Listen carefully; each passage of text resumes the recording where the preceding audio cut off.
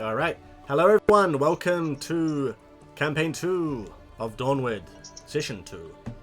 So, welcome back to our players, -1. You can see that empty camera on the far right over there. See, it's like a sequel, Godzilla -1. Yeah, we're -1 Thorok too. -1. Yeah. Our resident Rockman, the Vulcan Thorok, Vulcan Nomad, he is busy this week, so he will not be joining. I will handle playing him in the start of the session, and then he'll be going off and doing his own stuff, and we'll get to that as we play.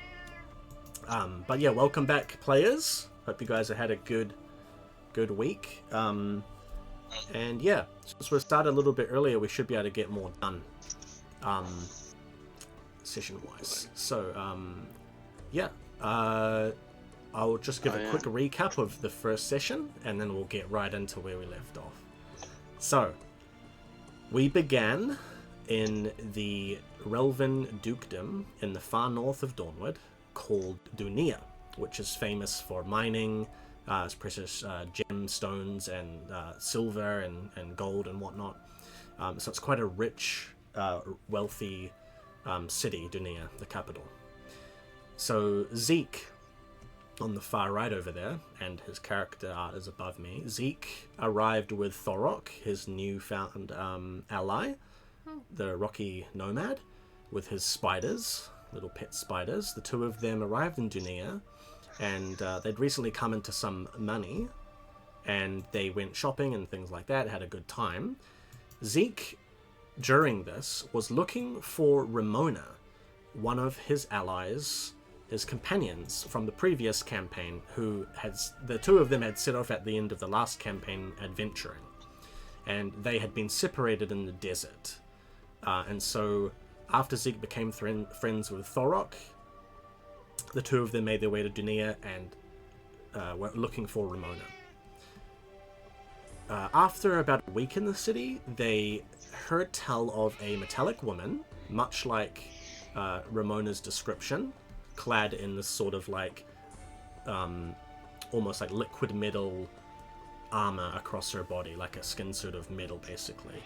And they went to the local apothecary, which was run by a Godling called Pomme, whose character art is at the top there, and she's over there. Oh, there she is on the screen.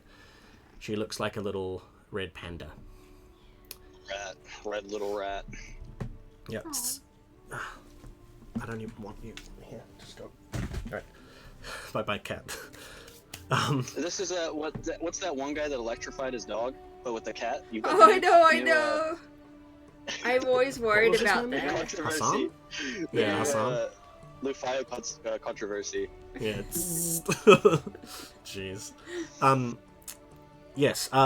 So Pomme agreed to give the info of what had happened to Rymona if Thorok and Zeke agreed to help her locate a sort of mythical legendary folklore of a monster that is said to have these special properties, alchemical properties and stuff, in the northern forest, the Duni forest. Now, unfortunately, Pomme doesn't know exactly what the monster is or where it is in this forest. The forest is quite large, and so you guys, Zeke and Thorok, have agreed to help her at some point, but you guys will need information for that. So, you had heard that from Pomme that Rymona had purchased sunpine bombs, fire bombs basically, from Pomme, and taken them to go and infiltrate the Restoration Church. Now, why? Apparently, Vulcan, like Thorok, rock people, and Aelvan, sort of half-breed elves, half-human, half-elves, a lot of them... Not like Zeke, no. Not like Zeke, necessarily. They'd been going missing in the city for a while now. Mostly poor Aelvan and poor Vulcan. Rich Vulcan and rich Aelvan aren't much of a thing in Dunia. And so, kind of curiously, you guys made your way with Pomme over to the church, where Rymona was ready to infiltrate. You guys went into the church, got into a scuffle, and basically the priestesses and inquisitors within the church, inquisitors being the sort of soldier assassin arm of the church, attacked you guys. and after a big scuffle, you found your way down to the Undercroft, hoping to find where these Aelvan might have gone missing. Rymona feels, now that you guys reunited Zeke, Rymona let you know that she feels very, sort of, as a myth bearer of Eldama, basically a warrior for a god, essentially. She feels like called to help, the disenfranchised, the weak, like these Aelvan that have gone missing. And so she has gone into this church. You guys, helping her now, have gone down into the Undercroft, where you happened across a very curious being. A woman wrapped in, wings of white, and she's sort of shackled by golden chains. You guys freed her. And this is Rookfoot, who is over here with the magical hat on. And her character art just appeared on screen too. I am so good with my timing. She revealed that she has been a prisoner of the Restoration Church for some time now. Not exactly sure how long, but it's felt like an eternity. And now that you have been freed, you are now essentially able to escape if you wish, but there has been a caveat with this. Because you're not from this plane, and you are not supposed to be here, the mortal planes are not meant for a being such as yourself, essentially an angel from the realms beyond, once in service to the goddess of love, right? Zeke, and then later who is exactly, yeah. Zeke, who is something of an expert in interplanar summoning using necromancy to pull creatures from the planes beyond. He has now tethered you to his very being, essentially permanently keeping you cast into this plane so you don't just vanish back into the, the realms beyond. That is pretty much where we left off, except for the fact that before you could all make your way out, having not found any trace of the missing Aelvan, a woman appeared in the doorway. A woman clad in what looks to be sort of nunnery robes, but they're leathery, they're very militaristic in nature. A very small, thin, pale woman with icy eyes with a tight sort of headpiece around her face, sort of framing her features, her gaunt features. And with her cold blue eyes, she stared at you, like opening them almost to ridiculous proportions, like, staring at you, Rookfoot, in particular. And she said to you, "Oh, you've escaped, have you? This'll be fun." And she pulled out a big flail made of gold and silver on a long chain with a spiky ball at the end. And that is where we left off. So, was it a flail? I remember it being kind of like it sounding more like the flagellation whip thing. Why not both? Why not a whip? And thank you for the boss fight, Zeke. Like a whip with sharp barbs on it, like rose thorn, but then at the end is the like mace, like flail part, with spikes on it, just to be even worse. Yes. And I pulled out my massive sword. It was too big, really, to be called a sword. It was more of a hunk of iron. Yes. Now, we are starting right off with combat. So, I'm going to jump straight in. So here is the combat map. Looks like you guys got moved around a little bit, so just give me a second. Just while that music goes. I didn't realize I had that music go for so long. Just pull that in. Now get the music going, just while we get started. My eyes.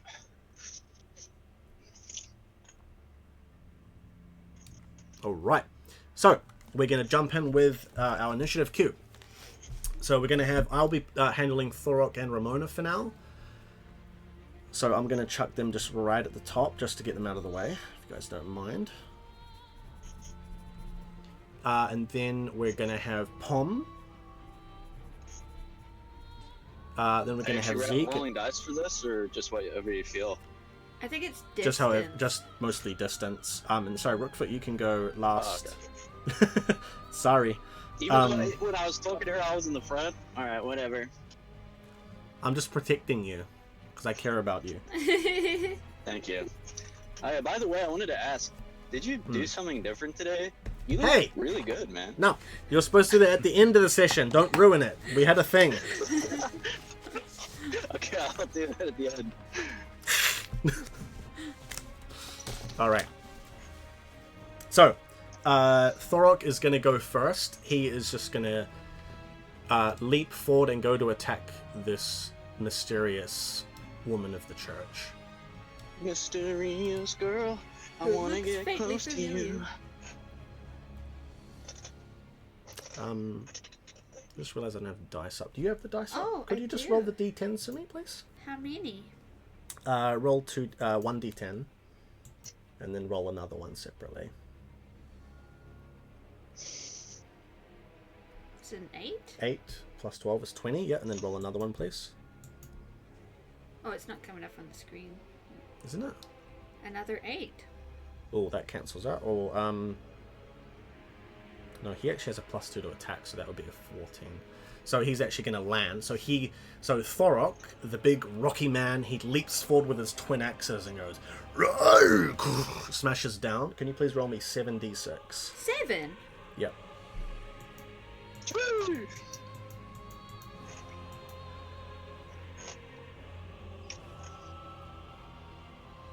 10, 15, 21. 21? The axes. 21. Oh, yeah. Yep. 21.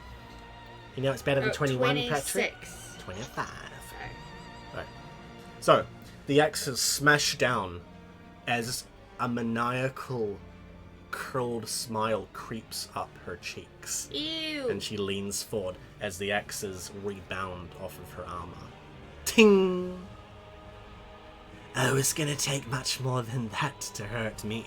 Sorry, I just realized our camera is very far away. No, a microphone. Microphone, sorry. Yeah, sorry, I'll just say that again. Hope we weren't too quiet.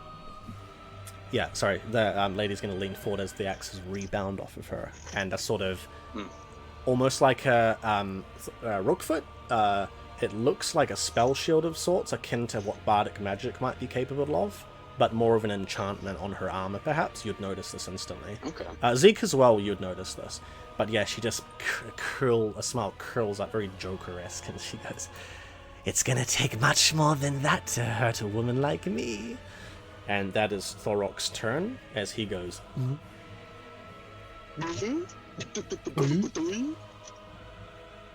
Pomme, you're next.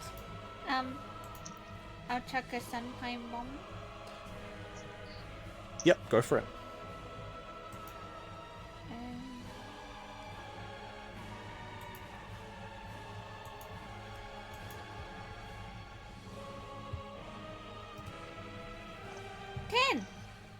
Critical 10. Okay, no problem.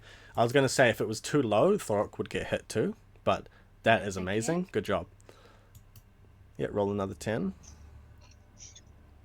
8. Wow. So I rolled a 26 to hit. Oh my goodness. Alright, well, roll me 5d6 fire debilitation. This is hilarious. This always happens with boss fights as well. Whoa, look. Is that a crit? Spells don't crit. Oh. Yeah. I got Dice on rolling on the screen, by the way. Yeah. 25. Oh, did I not copy... Oh no, they're there. Huh? That's weird. They should be. I'll just have to sort that out another time, I guess. I don't know why. It's happened before. What did you roll? Sorry, 23? 25. 25? Wow, that's crazy. She's at half HP already. Of course! Alright. So, the flames cascade on her as the bomb explodes over her like torso, and she goes as fire starts like lurching around her body as she tries to sort of pat it and get at it, but she is now on fire and flailing as this sort of like crazy amount of damage. She is now at 50% HP because it is straight to wait, no it's not, sorry, no it's not, I've made a mistake, sorry. Did you say 21? 25. 25. Sorry, I made a mistake. 15. Sorry. Okay, there we go. Yeah, so it still does a bit of damage. She takes 15 damage straight to her HP through her defense as it's ablated. Flames lurch around her and she starts patting as it starts going over her outfit. I'm going to actually give you an extra 5 though, just because it was a crit. So she takes an extra 5 HP straight. Yeah. It is now Rymona's turn. Rymona. Rymona, you'll understand when you're older.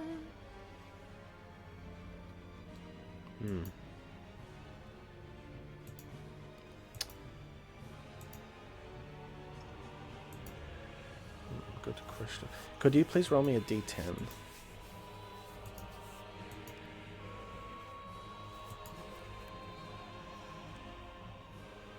5.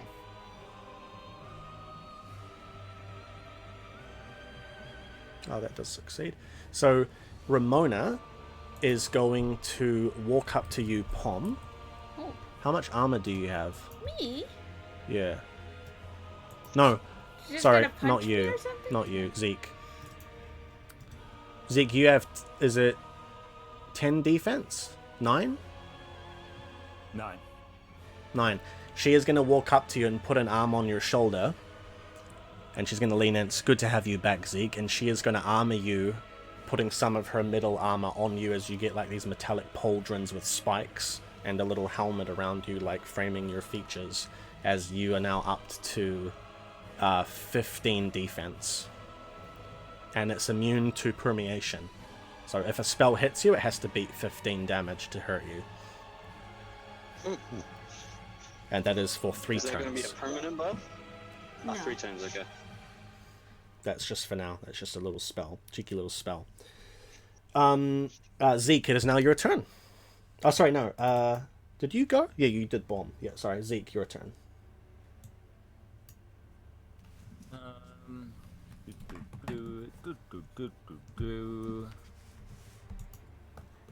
I shall... It's downstairs.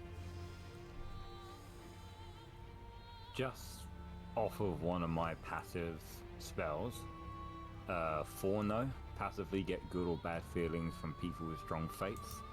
Do I get a good or bad feeling from this individual that's walked in? Like good white Dharma, bad Dharma? Yeah, passively, you sense a being whose very essence changes like the wind. She is sometimes as pure as any maiden would be, but then on other times she's as dark and evil as the most treacherous monsters you've ever come across. She's like a snake in the guise of a beautiful woman. But that's all you get.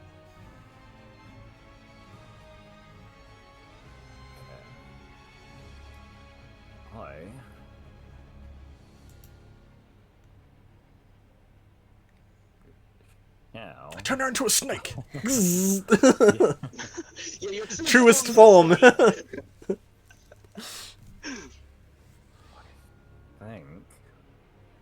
think the best thing for me to do right now will probably just get rid of her vision.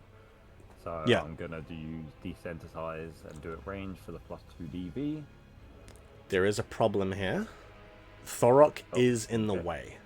So you can do this, but you'd need to roll, like, I'm going to say you're going to have to roll a little bit higher than usual to miss him and hit her. What is Oh, I see, because he's blocking her is what you mean? Because he's massive, right? So, like, you can probably see, like, maybe her feet. You're like, Desensitized feet. Would that knock her prone? Yeah. Would that not what? Would that knock her prone? Lose her sense of touch?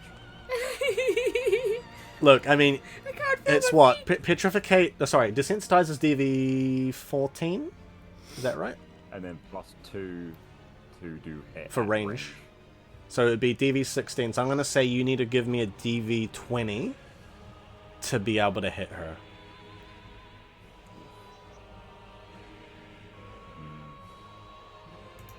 For her eyes or her feet? Just to be able to hit her anywhere. Because of Thorok and the way your engaging eyes her. peering over the shoulder. Nah, because Thorok is massive, right? And He's an absolute chonker. I'm going to hold my action, where if she somehow gets past Thorok and starts running towards us, then I will roll for desensitize to blind her. Fine. Yep, absolutely.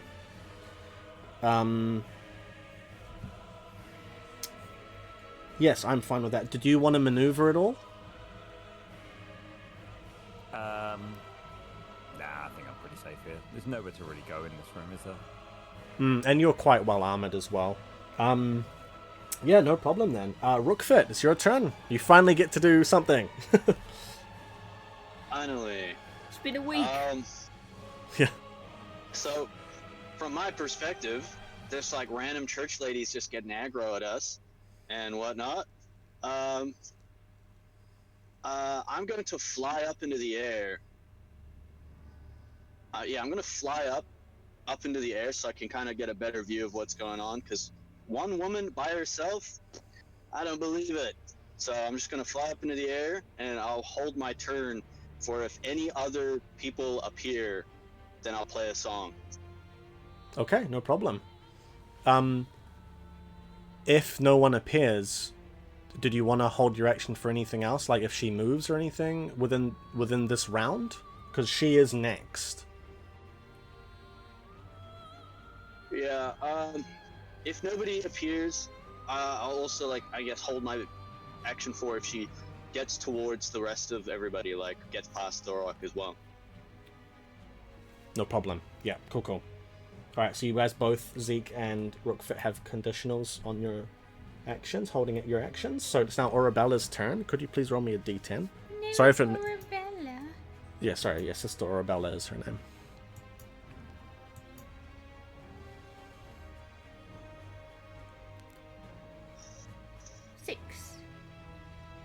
Oh, well, she's really strong. Oops. Okay, so she is basically going to look up at Thorok and go, "Fight for me, darling," and touches his chest before he can get away. And basically you see a purple haze of energy and sort of starlight curl around him.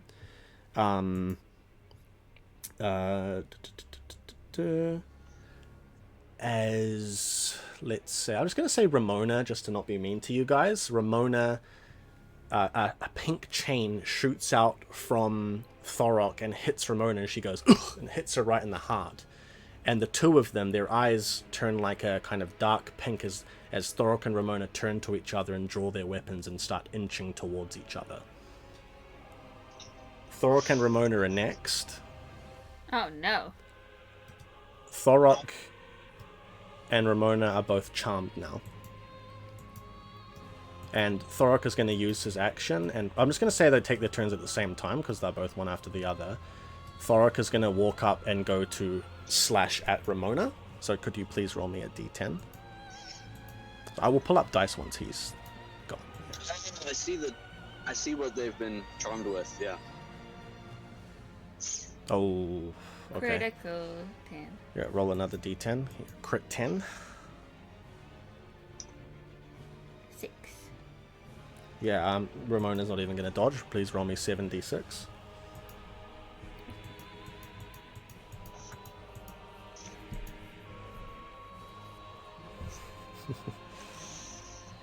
Oh, no 6s.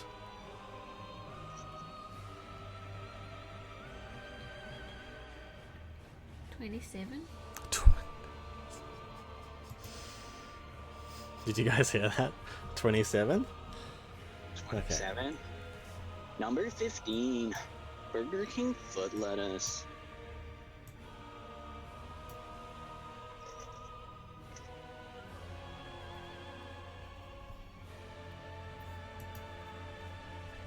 Alright. Because Thorok moved out of the way, is Arabella now visible? I'm gonna say not to you, Zeke, but actually, Rookfoot, since you flew up, you can do something if you want. You said you wanted to cast a song? Yep, I'll cast a song, boy. Because I did good as last time and I dressed up all nicely. You said my first song roll is absolutely free. Yep, absolutely. So I'm gonna do my with the highest DV. So Field of Death. You know, I reach down and I like crank the little music box that's on my hip, and then this awful song starts to play. So this one costs me a hex, and it's usually a DV of 20. And let me see, it links two enemies together twice. Well, I don't need that. Wait. There we go. I'll do Field of Ruin. It's slightly less difficult. It links two enemies together with a chain, and then they both do the same damage for both. Yeah. And then I deal vocation level 5, so that's 5 damage per turn to all enemies for 4 turns. My allies gain necrotic debilitation on their weapons, and an ally gains XD10 damage, and another one gets a spell shield. XD10? Wouldn't it be XD6? Yeah, it'd be it changes their next roll from XD6 damage to XD10 damage. Oh, really? Yeah. Ooh. 5d10? But they take 5 HP damage on the next turn. Ah, right. Hang on, let me think about this. So they take 5 they roll with d10s instead of d6s, but yeah, okay, let's just try it. We'll see how if it's so OP or not. So all of you, it's only for 1 turn. Yeah. And only one person gets this buff. Yeah. So 4 turns for necrotic debilitation, right? Because of duration glyph? 4 turns for necrotic debilitation and damage, like my other damage per turn spell. Yeah. So Rymona, Thorok, and Sister Arabella are considered enemies at this time because of Rymona and Thorok being charmed. Did you want to tether Arabella and Thorok together, or how would you like to do it? chain Arabella and Rymona together.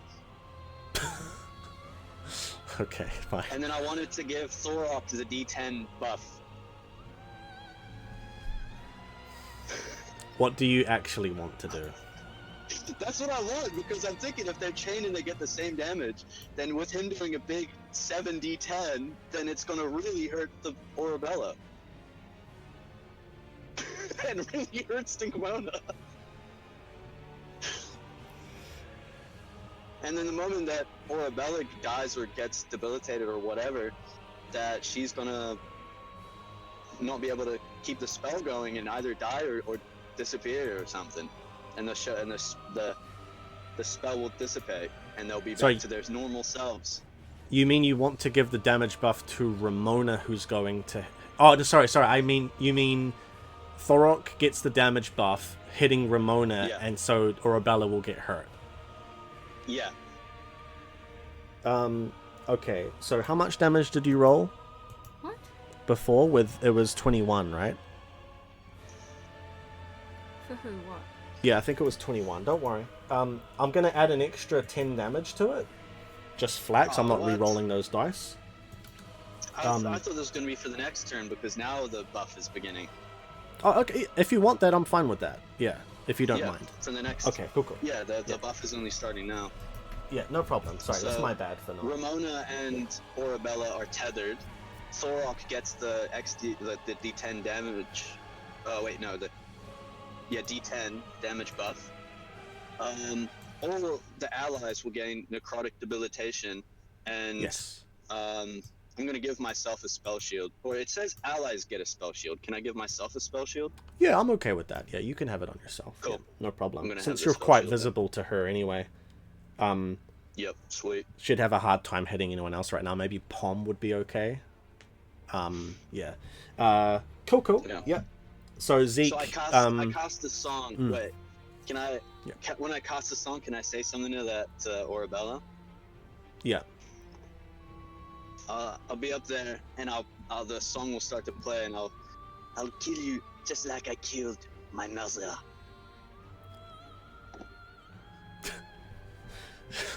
Jeez. All right.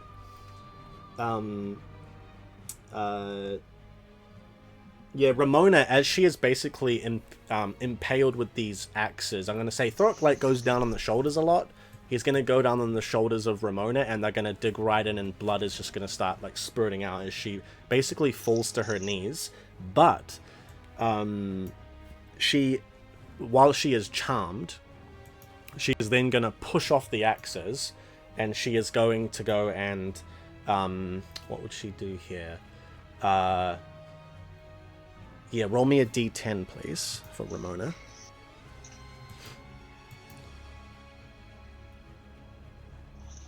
Outsourcing while you're rolling to your wife. Yep. That's how we roll.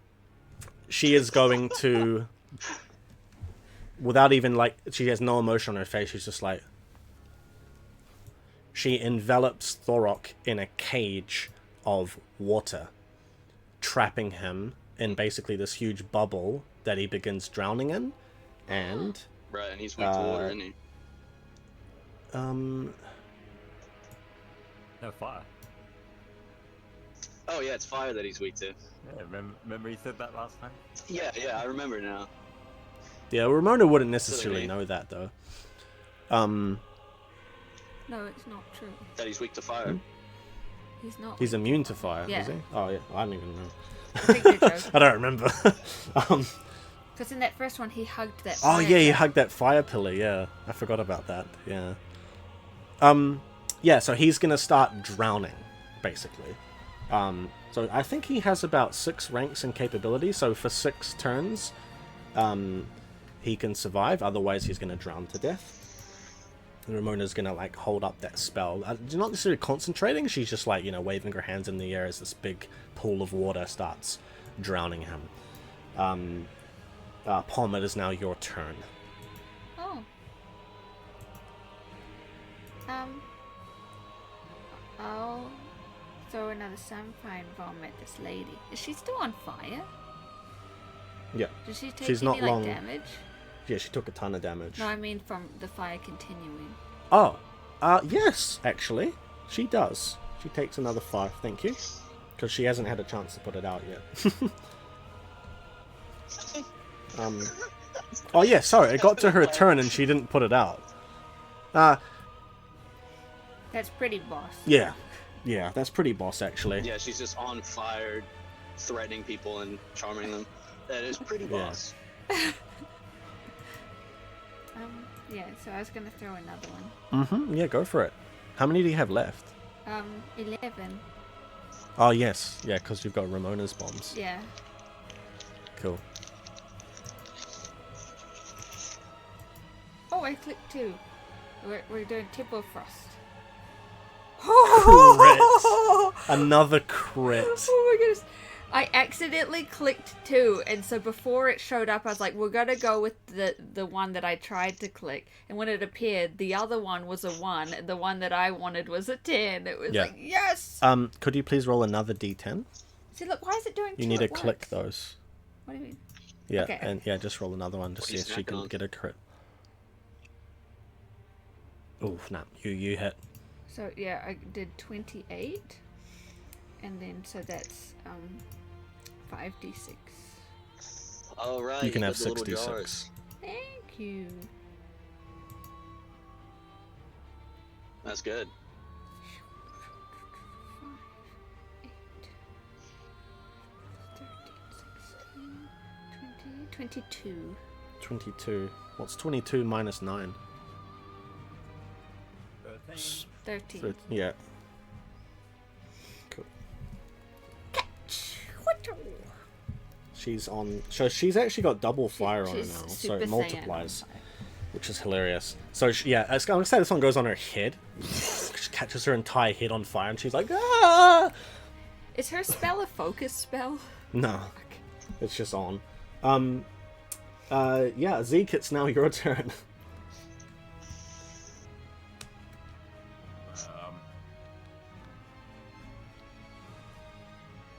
If I move to the other side over by Pomme, will I be able to see Arabella? Yeah. Alrighty. I move on over to the other side. Just one thing, Rymona is looking in pretty bad shape. She's under half HP, so she looks pretty wounded. I don't know what you want me to do about that. I petrificate Rymona. Yeah, petrificate, good, yeah. You should do that. Oh, well, actually... Wait, actually, you Petrificate could, though, her. right? Does it stop her from being able to do anything while she's... I'm up to you. I could turn her into Moonstone, so she doesn't bleed out. And then Thorok just then hits her with the axe next turn, and she shatters into a million pieces. Moonstone can't be damaged, though. It can't? Okay. I would like to... Sounds like an incredibly rare resource. Action to turn her into Moonstone. What I would like to happen is, as Thorok swings down his axes to deal damage to Rymona, and then I see the damage reflected onto the big bad in the corner, I then put my hand on Rymona and turn her into Moonstone. Okay. What's the DV for your spell? You don't even have to roll for it, right? No. If you want to do this... You have to roll it too. You do have to roll it, and I'm going to say you need to roll me a 18. DV 18. No. Alright, I'm going to desensitize. Oh, Big well, bad. sorry. If you don't want to get the tether damage off on Arabella and just want to straight up petrificate Rymona just to get her out of combat, you can do that passively. I'm not saying you can't do that. Like, if you just want to be like, okay, Petrificate her Rymona. after she takes the hit. No, like, you can petrificate her beforehand passively without rolling, is what I'm saying. If you want to do it afterwards to try and time it so Arabella does take damage, but Rymona doesn't, that would be the DV 18.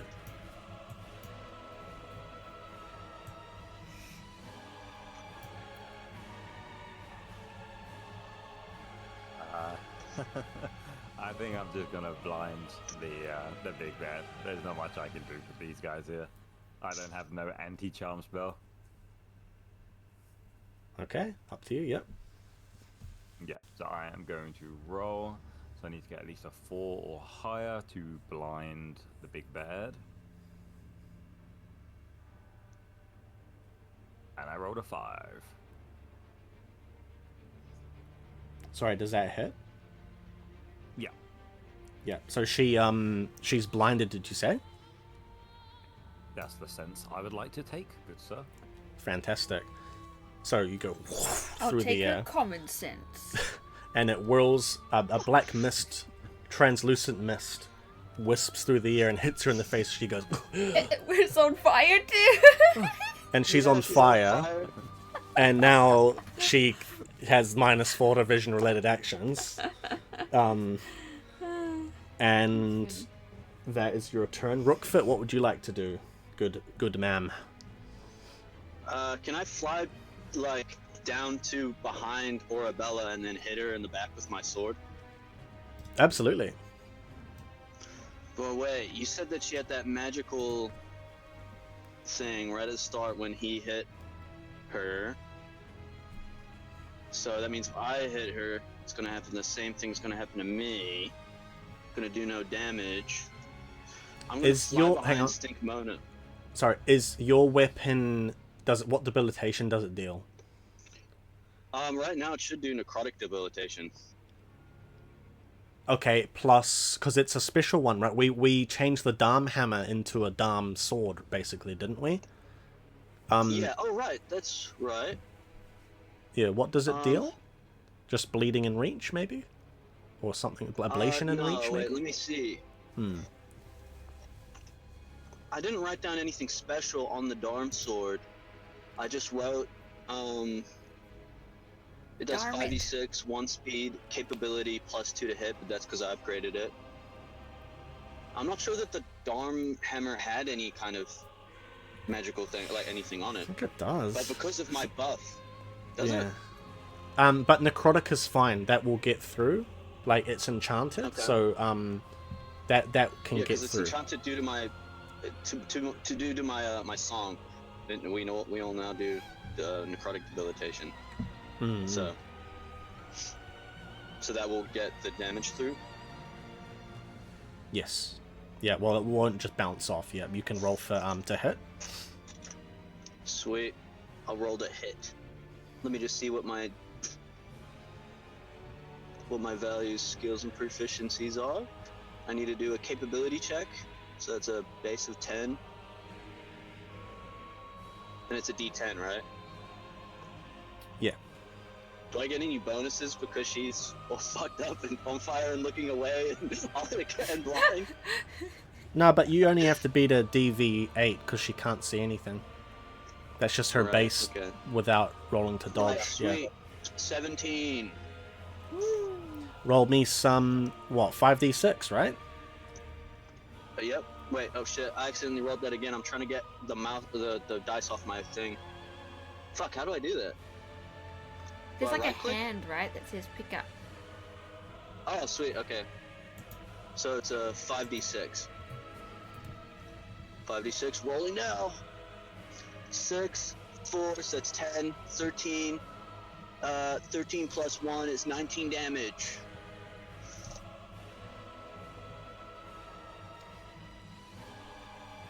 Okay.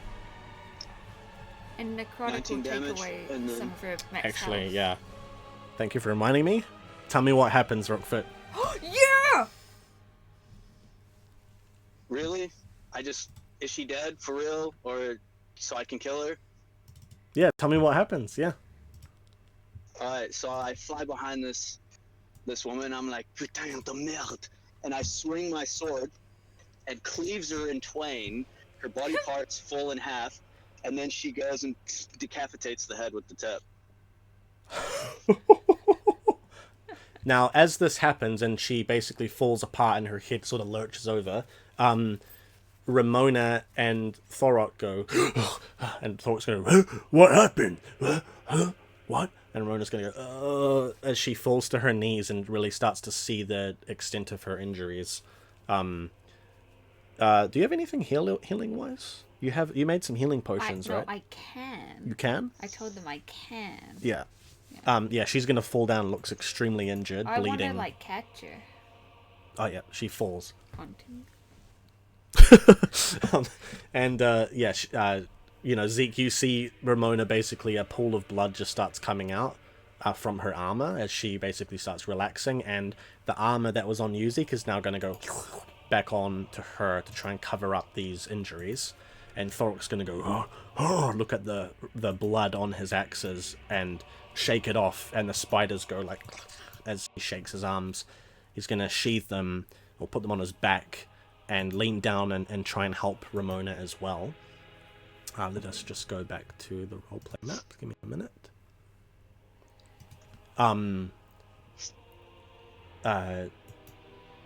Rookfoot, you see the entrails strewn about, the body parts contorted, misshapen, and deathly pale, as they're sort of dotted about the entranceway of this like whatever is like a ritual chamber turned prison cell.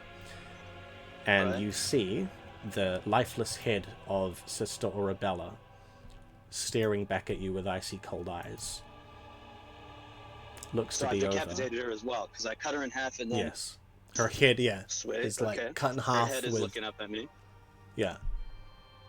and her mouth curls into a smile Ew. as she looks at you, and all of these body parts strewn about start twitching as they begin to reform. What would you like to do? Can I? Okay, what would I? My first instinct is to grab is to like stomp on the head as hard as I can, or at least like just start smashing the crap out of the head, beating it. Yep.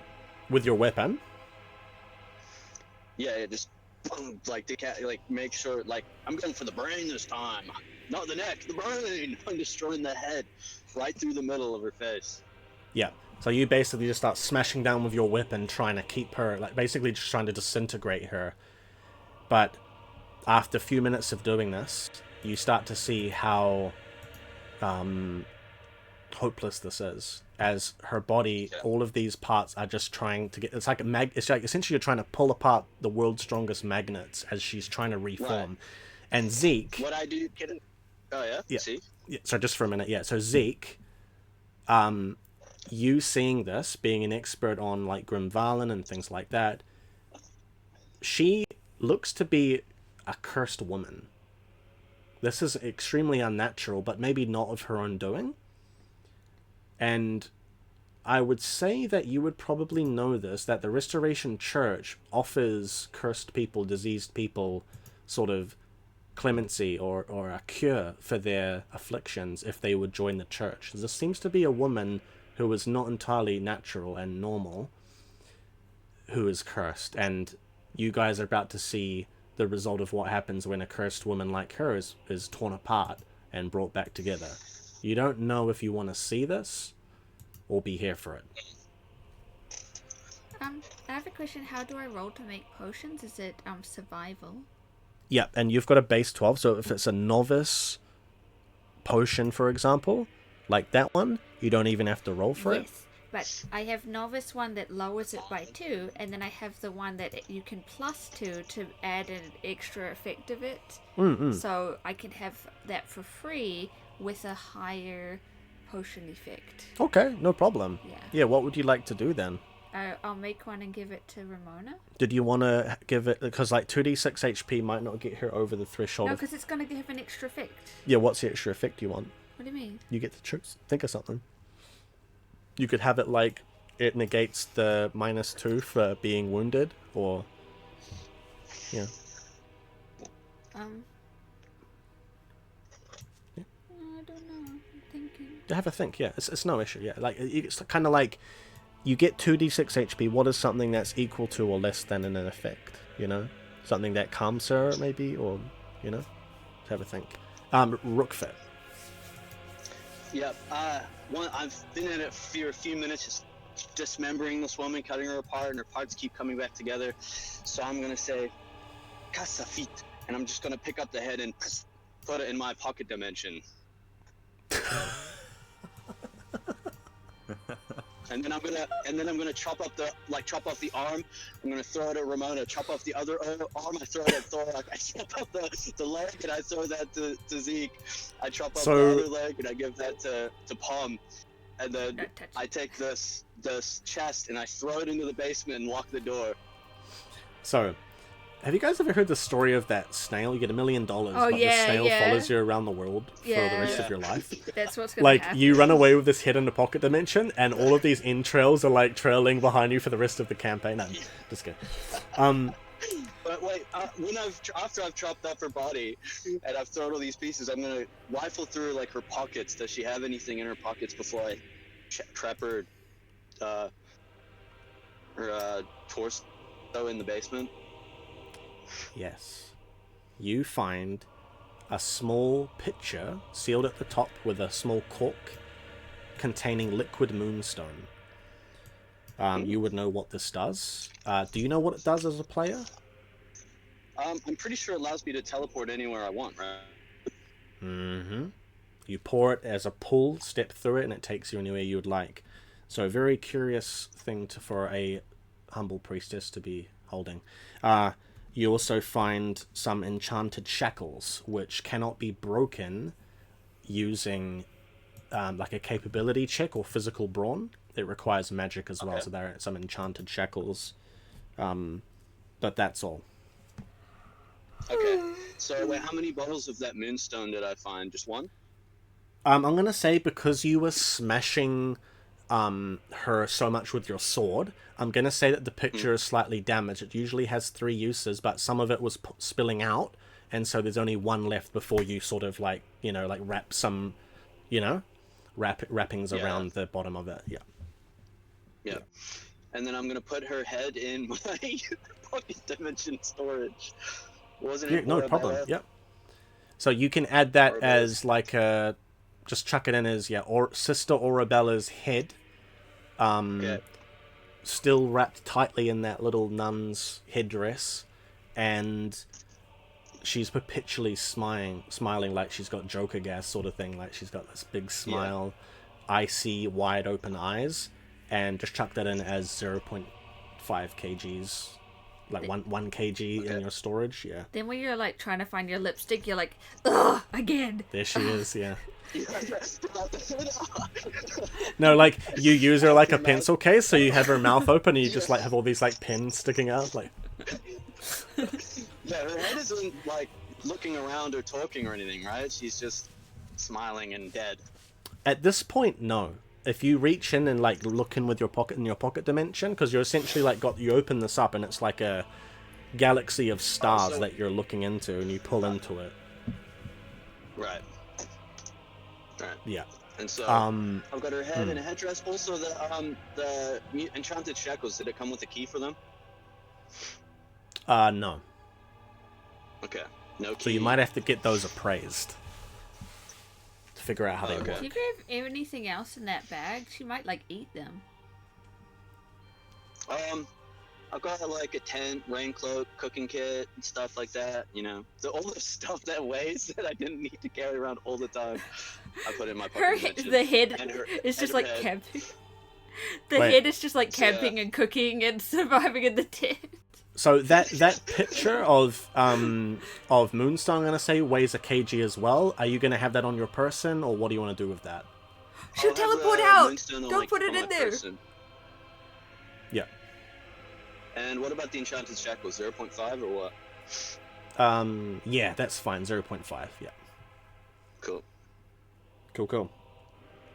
All right. So once you put the head and seal it away in the pocket dimension, the rest of the body stops moving, and you're just left with like all of this like viscera and like entrails all splushed down onto the ground, falling and dripping down the grates underneath the undercroft of this church. It's deathly quiet now. You don't even hear any footsteps, voices from above, hymns being sung from up in the main sort of choir area of the church. Nothing. It's deathly quiet. And I'm going to say at this point it now moves to nighttime, as through the small little grates where sunlight would fall upon your face, Rookfoot, as you were deep in slumber, we're going to roll the first Dharmic effect for the campaign. And I'm going to have you roll it, Rookfoot, so you can roll me a 1d10. Could you please pull up the... Sweet. Oh, thank you. A 1d10. I got a 4. How Thank you. fortunate. Where is it? And it's because of my exceedingly good white armor. Ah, there we go. Sorry, I'm just taking a little long. 4? Yup. Is it a good one or a bad one? A bad one. But he said he had good Dharma. Doesn't matter. There's a majority of black Dharma because of you. Then why It's all did Pomme's he fault. roll it? I just wanted to let him roll some stuff because he didn't get to be here much last session. Thank you. Monsters are empowered by black Dharma, dealing an extra 1d6 damage. That's our Dharmic effect. Awesome. Now, as night falls, it is much darker than usual because it is a new moons. So in the sky there is no blue moonlight from Siri and the larger moon, or any red light from Elia, the So it's smaller usually moon. purple. Usually a purple haze, yeah. But tonight I'm gonna turn to the rest of the group, and I'll be like, I'm hungry. What are we doing here? Let's go eat. And Rymona's sitting there holding her shoulder as she's given a potion. Is food the first thing that you're thinking of? I suppose the Rockman. I am hungry. I never fed this before. It's unnatural. I do not like it.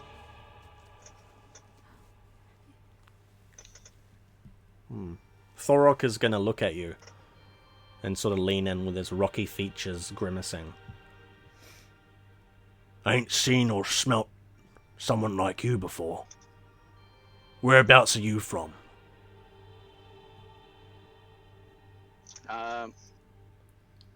Rockford is gonna like pause and think about it for a moment. Elsewhere.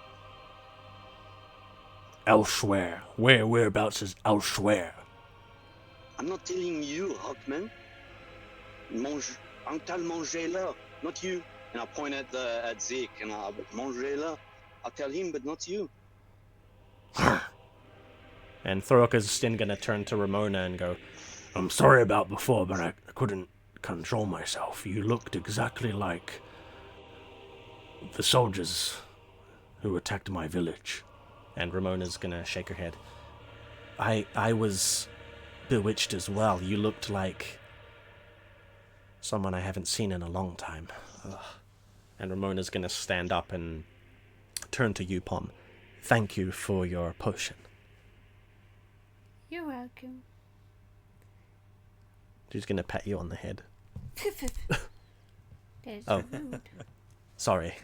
Oh. I have some sea cabbage if you'd like that, Rookfoot. Oui, I'll have it.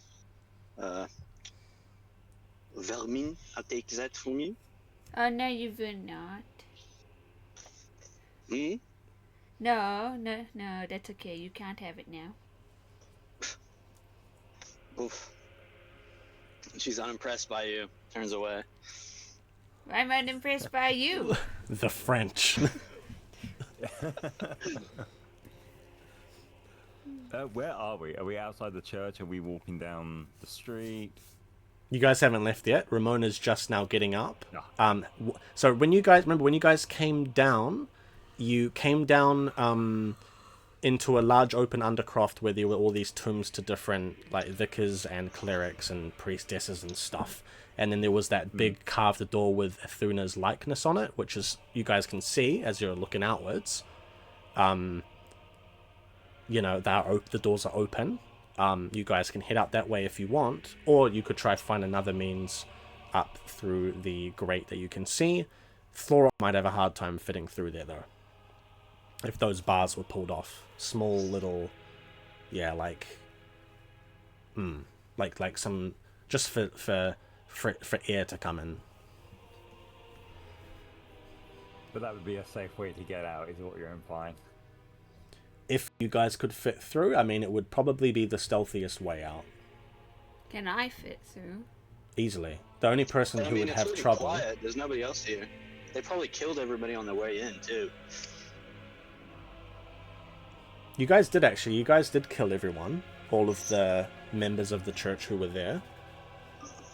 Because they all seemed like psychos. They were all protecting me from you guys. What would you guys like to do? I'm gonna point at Zeke and I'll say, "Der Violet with me now." And I'll walk outside. I'll just walk right out the front. I don't care. Damn. Okay. Stop chasing after. Come on, guys. I'll follow after Zeke. You said you'd help me, so I'm sticking with you. Yep, I promise I will help. Yep. So as you guys head out into the main area of the Undercroft, and then back up through the way that you came, up that, very narrow circular staircase within the base of the large angel statue, you guys come out into the main part of the church. The bodies are gone. someone has rearranged the church perfectly. All of the pews are now nicely rearranged. The floors have been cleaned. They look squeaky clean. But there is no one to be seen. I wouldn't know that everything's all clean, right? I was busy. Well, the thing with basement. you, Rookfoot, the thing that immediately catches your eye and almost you're not sure how to feel perhaps, is a glorious, very baroque and overly detailed captured likeness in the form of a statue of an Ardarine with curling wings, splendorous, and, you know, amazing armor, like, and aiming a sword up into the sky. And it just immediately reminds you of home. Yeah, I guess Roquefort would pause at that and go look at that statue, and she'd look at it for a couple of seconds and be like, "Ooh, it doesn't look anything like the real thing." And then Yeah, they failed to capture the real likeness. Yeah. So there's no statue of Athena, just the Ardarine? Yeah, because it's forbidden to depict Athena. Right. Right? Yeah, that's right, yeah. But yeah, Yeah. she does stop and look at that, then and insult it and leave. Yeah.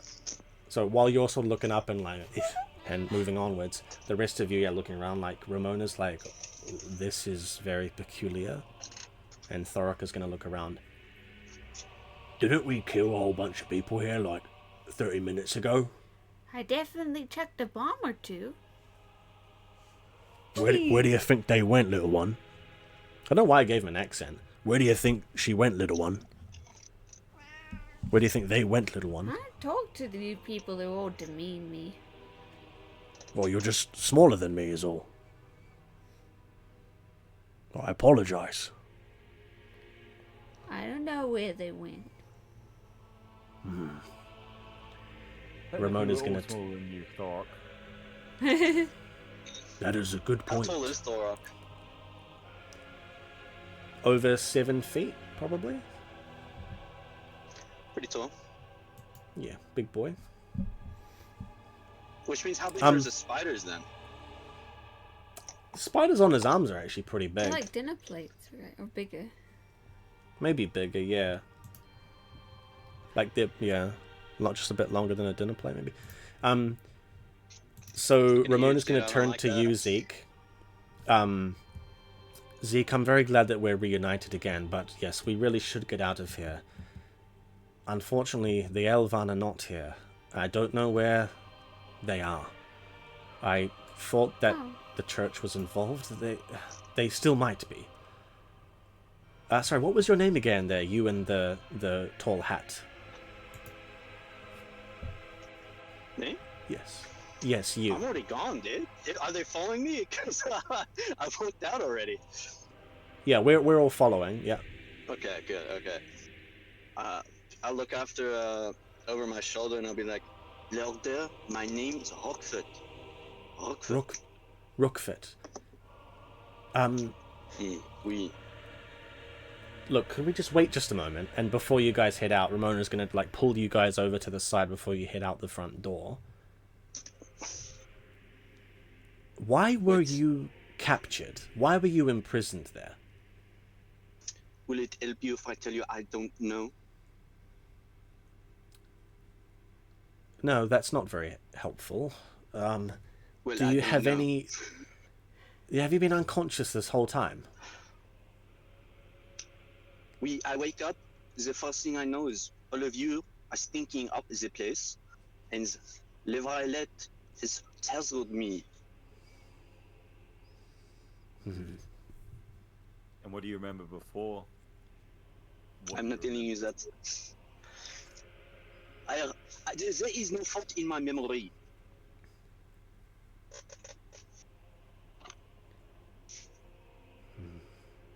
And Rymona's going to lean into you, Zeke. I don't trust her. She whispers. We don't really have much choice now. We're sort of stuck together.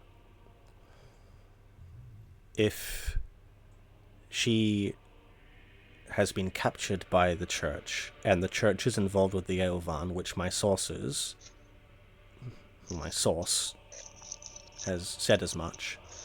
Perhaps she knows more than she's letting on.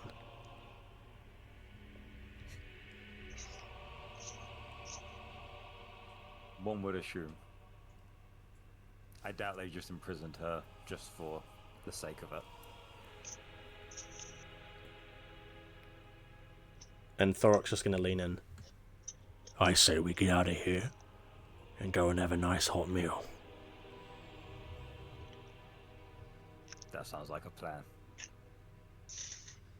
Rockford is leaning in, listening. I say we go get food. Oh! Rymona's going to go, oh! Yeah, Pomme, are you going to join us for some food? Yeah, but I was thinking I might cook my own. Oh. And yeah, Rymona's going to turn to you. You're not that... Oh, sorry, you go, Zeke. Perhaps you have enough food for all of us? I have food for polite people. Zeke only.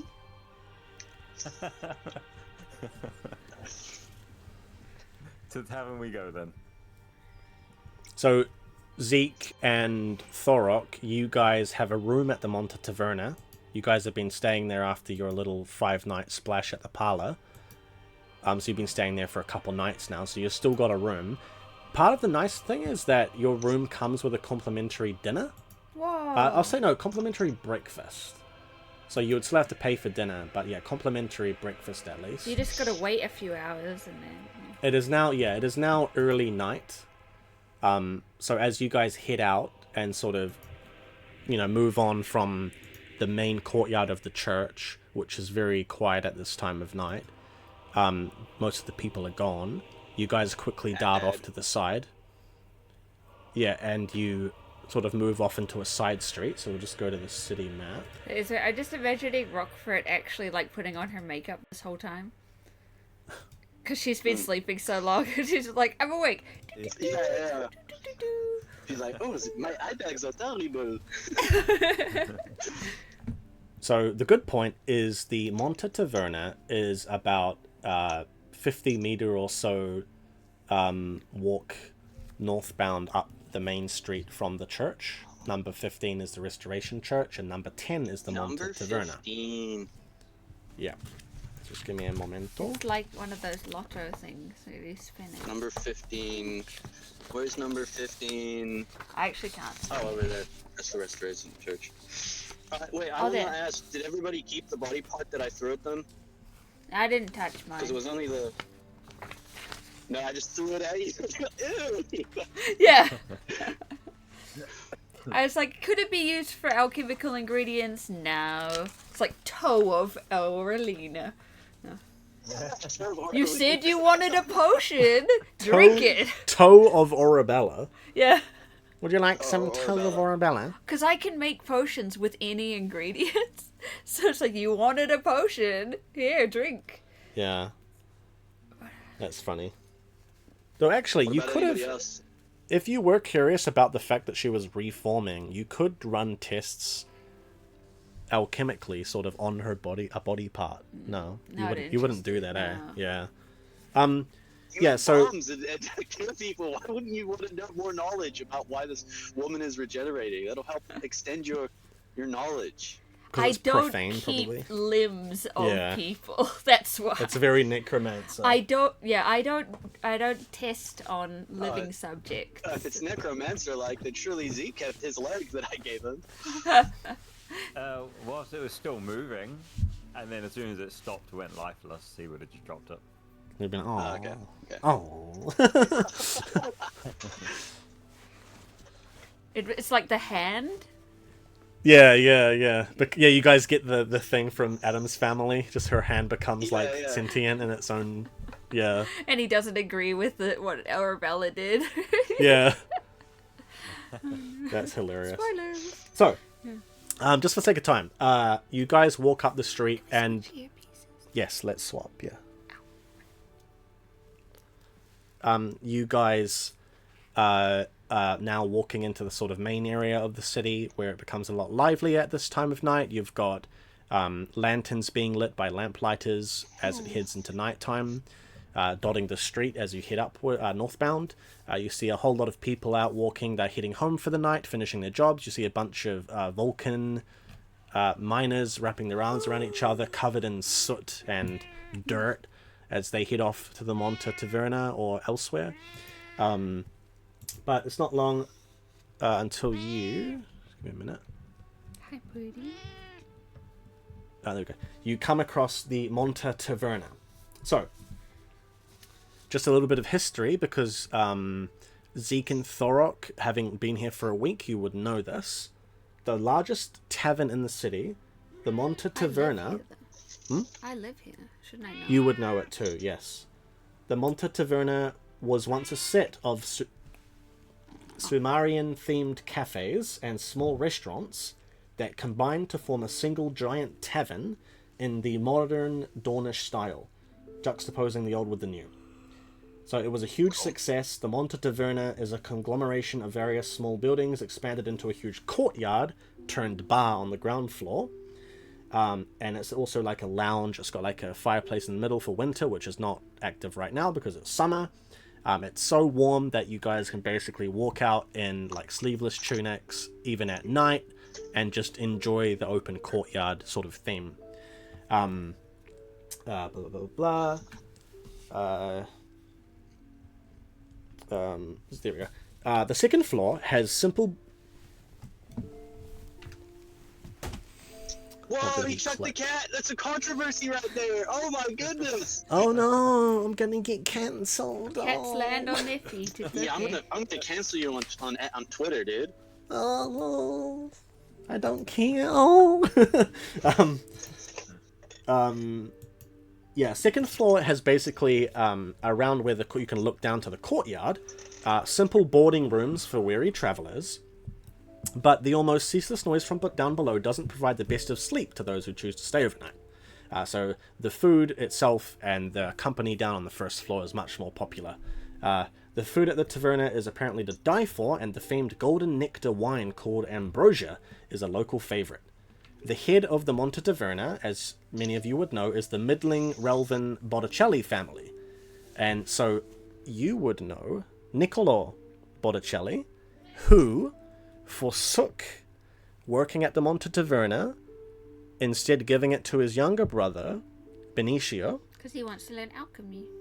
Well, because first and foremost, he is actually the head of the Ars Magicae Academias. So not only is he now a budding alchemist and learning from you, Pomme, he is also the head of magic, the school of magic in the city, and a man in his older years. But the younger brother, Benicio, is the one that Zeke and Thorok, and even you at some point, would have come across. He is the one who is running the Monta Taverna himself, essentially. He's a talented chef. He was a former member of the Bardic Academy, actually, and he still likes to sing and play music sometimes. Most of his employees, though, curiously, are Dornish godlings, the sort of turtle frog-looking ones, who do not glamour themselves. In Romania, godlings are sort of held in high regard because before the Relvan Empire was founded, the... Oh, he is going up there, isn't he? He's so naughty, that cat. Yikes, he might turn off the computer. See if he gets back over here. This is like the scariest thing that's happened the whole campaign. Get down. Get down. Go. Okay. In Romania, godlings are welcome without their glamours because they used to coexist with the Relvan people when they were once known as the Sumerians before they came to Dawnward. And so godlings are quite welcome here. They don't need to use their glamours so much. The beast godlings, however, which are the ones who resemble like little chibi wolves and red pandas, are still a little bit hesitant to humans, so they would still use their glamours like yourself. But yeah, the Dornish godlings, the frog-looking ones, like our old pal Kermit from the previous Dawnward sessions, they are the ones making up the employees of this establishment, cooking, cleaning, and tending as waiters to the many people who come to this tavern. So, as you guys... How would Roquefort feel about godlings? How would she feel about them? So godlings, Rookfoot would know that godlings are the chosen children of Lineria. And because they are still held in good regard with Paddington, you be a good boy. Goodness. They're having good regard with Paddington. Yeah, well, he's about to be in bad regard with everyone when I'm finished with him. Jeez. Yeah, controversies. Cat abuser Leufaya. Yeah, Rookfoot, you would... Yeah, they're the godlings, especially the Dornish ones, are the chosen children of Lineria, so they're held in very high regard by her. And there was no sort of drama. They didn't try to kill their mother, like some of the Arterine angels we did kill her. Alright, Yeah. we did. Maybe. She just plays by bullshit rules. Yeah. And you wouldn't harbor them any ill will. I mean, in a sense, you would envy them because they're very loved by their mother. Yeah, and Lineria isn't got... She's just the mother of Ithuna, right? Yes. So it's your grandma. Yeah, it's your granny, essentially. And so that... Yeah, like, my granny. So we're like cousins. Yeah, in a way, you're like cousins. Yeah, so like you would be... Right. You would welcome their company to an extent because they're like magical beings. They remind you of the Plains Beyond because they were once from the Plains Beyond until they were trapped in Dawnward. So as you come into the tavern and you see them, you're like, oh, that's nice. You know, different. No, I wouldn't. But yes. She would hide her little admiration behind disdain. I'd just be grateful not to be a turtle. Yeah. Yeah, at least she's not a frog turtle thing. Is Pomme glamoured now? Yeah, did you want to glamour yourself or? Well, I can, but I think that the Botticellis would know me, like in a more personal way. So I feel like that it would be like a safe zone almost. So you would... I wouldn't need to glamour in that place because it's a friend for our kind, and I know them, and I'm a teacher. You know what I mean? Yeah. So I feel like it would be a safe place for her. Mm-hmm. But is the Botticelli brother there? So as you guys head in, you will see a lot of, you know, like Vulcan miners having food, Relvan guards even off duty, still clad in their silver armor. Yeah, godlings tending to them, right, giving them food, beverages, stuff like that. And you would see, of course, Benicio off in the corner at the very long counter that's at one sort of square corner of the courtyard, where he would be handling orders, you know, people at the bar. Yeah. Benicio! It's me! So as you call out across, he's gonna go, huh? I want to hop over to him. Alright, so as you run over, I'll just give you a little bit of an appearance thing for Benicio. He is an average-sized Relvan man with a pronounced potbelly. He's always clad in a simple brown tunic and linen apron, very utilitarian, because he's a chef. He has wild, curly brown hair and a thick, pudgy face, framed by rosy cheeks. As owner of the Monta Taverna, actually, he wears a special golden pin, which is engraved with a wine cask on it, hinting at his family's history. And so, as you come near, he's going to lean down. Ah, it's a Pomme. How are you doing? Let me into the kitchen. I want to do some cooking. Yes, but the last time that you did the cooking, it did not go so well. I'm great at cooking. What do you mean? Look, I can't have you serving ether dust as a seasoning on top of my pumpkin pies. I'm not serving no one. I'm serving myself. Well, if it's you serving yourself, then that's okay. But just make sure you clean ether after. dust is delicious. No To one each their. complained. Look, to each their own, Pomme. It's nice to see you. Who are your friends here? Oh, we just saved this little sleeping person. She's a bit cranky, so you might want to feed her. Yeah, Benicio's gonna look at you. You're a very tall Do you woman. sell food? I am. Do Do I- you sell food here? Well, look around you. Of course I sell food. This is the Monta Taverna, I want food. after all. Kitchen. Cook me a meal, please. Kitchen. I would like a please, thank you. I did say please. I'm sorry, it's your accent. Can you What's happening put with him the in his cat? cage, please? He jumped on the computer. Yeah, she's gonna look at you, Zeke. She's like, order for me. And then kind of storm off a little bit away, cross her arms, look off. Oh, that rat cat. Oh my goodness. Order He for almost me, turned off the Marcella. computer. I'm sorry, what did you say? Can we just get like a platter? A little bit Yeah. of everything that you've got in the kitchen Ah! tonight. Sorry, purple fellow. Your name was Zeke. Yes, that's right. And your friend there, Thorok, right? And Thorok's gonna lean down. Nice to see you too, Mr. Botticelli. Zeke, could I talk to you for a moment? Yeah. Can I go in the kitchen? So Pom's gonna run off. Bring us a bit of everything. We'll sit over at that table over there. Yes, no problem. But please take a seat where you want. And Thorok's gonna turn. You guys are gonna go get a seat, sit around a table, and Thorok's gonna lean down. Look, if these Eovan have gone missing as well as these Vulcan, you guys are all gonna sit down and have a bit of a meal. But I'm actually gonna go off and talk to the Bardsteel brothers off at the Smith.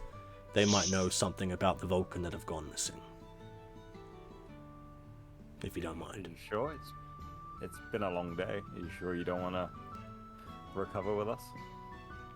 Look, I'm used to not having the greatest of rests where I'm from. And I won't rest until my brethren are accounted for. Even if they grew up in this human kingdom. So I'll see you in the morning. Alright, big man. We'll see you then. And I'll give him a fist pump. Rock on. And he's gonna... Thorok is gonna depart because Thorok's player is not here. Rock on, dude, that is too good.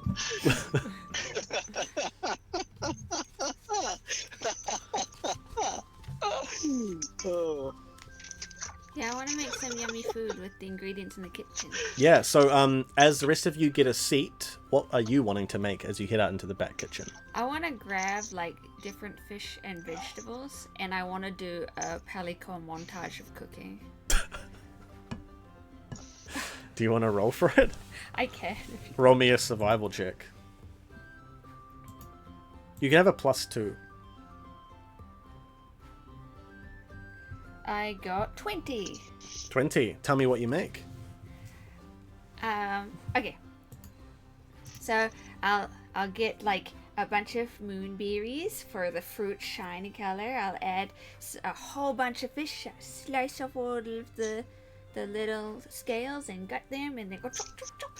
And then I go on the radishes and the celery, and it's all going into a soup that's on the pot, and it goes, and then I go, and then like you swish it, and you know it kind of whooshes into the air and stuff, and then I'm baking some bread at the same time, and it's got a little bit of ether dust on it, and then it all comes out at the same time, and I slice into it and put a bit of garlic butter on it, and it's done.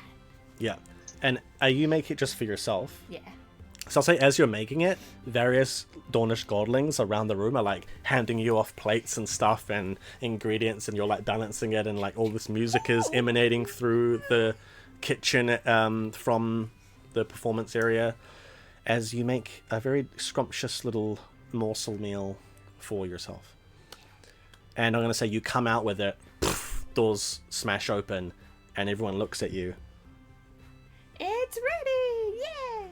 And I'm going to say an old Relvan man off in the corner. He's going to look at you. Well, what is that? It's Pomme's fishing pan. Can I have some? Oh no, sorry. This is a special. What am I? I'm Godling. a Godling special. Everyone's gonna go, oh, and just like turn back to what they're doing. I was gonna say yodel, and I'm like, wait a second. Yeah. Not a yodel. Not quite. Copyright infringement on here. So you're gonna head on over, and Yeah, you see sit down, Rookfoot, Rymona, and Zeke at a round table. Rockford she's kind of like just resting, eyes closed, pulled her hat down. She's complaining about everything being noisy and how many people are there, but she's just listening to what everybody else is doing, trying to like ascertain them, like I put off a small figure chunk out of bread and what put kind it of in people front they of are. Zeke. While she's just like resting with her eyes closed, waiting for the food. Rymona. Yes. How did you meet this Blackflame Briar person? The person that told you about the Alvin? Yeah, at this point, Ramona's gonna pull out her purple silk cloak and wrap it around and tie it. And she's gonna look at you. I've known Blackflame Briar for quite some time, and that is why I trust him with my life. I'm sure he wouldn't mind me telling you this, Zeke. We're friends after all. He was once a myth bearer as well, like myself. Long time ago. What happened? He was excommunicated. He can't talk. No, what? He was removed from the academy. Oh, what academy? The Artis Magicae? The Oh, Academy right. Oh. of Magic? Nikolai works there. You mean Nicolo? Yeah, that's what I said. I haven't met him.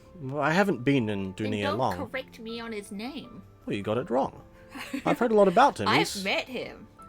Yes, well, I heard that he was knighted by the previous emperor. Was that true?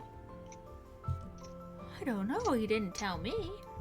Yes. Well, it's not often a sorcerer is knighted. Oh, Yes. fancy. I'm knighted. I'm Lady Pomme. Is that true? And she's gonna look at like you guys. They don't know me. How would I know? I was knighted by a Relvan Duke. You were knighted by Duke Atticus. Ah. All in a day's work of being the coolest godling in Dawnward. Well, all right then. Now, where is this? But you food? don't have to call me Lady Pomme. It's okay.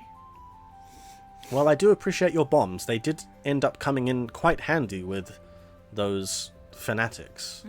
Pomme's bombs. The Rutford's gonna kind of lean forward and she'll be like, enough about Petit Ange's accolades. You were saying something about he is also a protector or smelly or something like that. Can you go back to that part of the conversation? And then she's gonna lean back and then... My name literally So is that's Apple more. in French. Oh, nice. Okay, I'll add that to my little list of nicknames and insults. How is it an insult? It's my name. I've written down like a little list of nicknames and insults for everybody in the party. It is funny though because pomme is apple, but pomme de terre is potato. Pomme de terre. Yeah, because it means apple of the earth, of the ground. All right. Yep. Sorry, just outside of gameplay, Zeke, your cutoff is 1 a.m., right? Not 1:30. Yeah. Right. Okay, cool. So we can go for another hour. Yeah, so as you say that, Rookfoot, Rymona, she's going to sort of adjust her rain cloak, her, silk cloak more. and she's going to lean forward.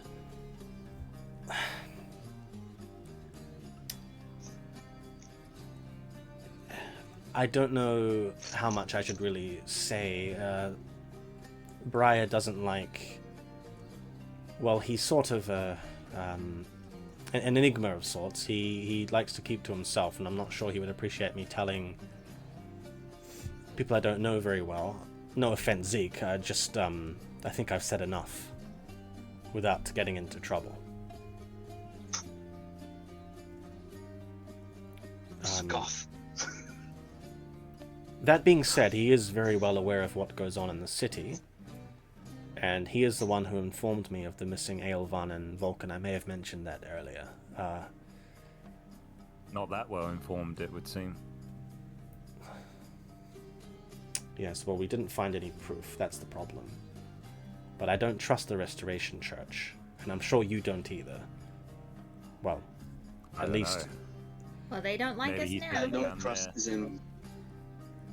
He was trying to mislead you. Not to go find the Alvin, but to find this one. Ooh. Perhaps we should have a little chat with him then. Together. That sounds like a good idea. What is Where the is food? he? I'll say at this point, a small godling like tugs at your like dress tunic or whatever it is, Rookfit. Robes. Your food's right here. I've been calling out to you for like 5 minutes. She just kind of grabs the plate from him, looks at him a little. Little frog Gives him a- godling. She just Well, nods at you're him. gonna say That's all that. you're gonna say thank you. Just nods at him. And she starts That's eating. no way to treat your cousin. The godling is gonna go and cast a little illusion trick and turn the food into a heaping pile of dung, like illusion, not really, but it's a strong enough illusion that it makes the stench smell like that, and then she's gonna waddle off. Get back here, you little frog! Get back here! She's gonna stand in rage. Get back here! Leave me with this pile of dung with some nub. Come here! You feel a hand on your shoulder from someone behind you. It's not a heavy hand, it's a very soft but wrinkly hand. Ew. And a pale figure walks into your view.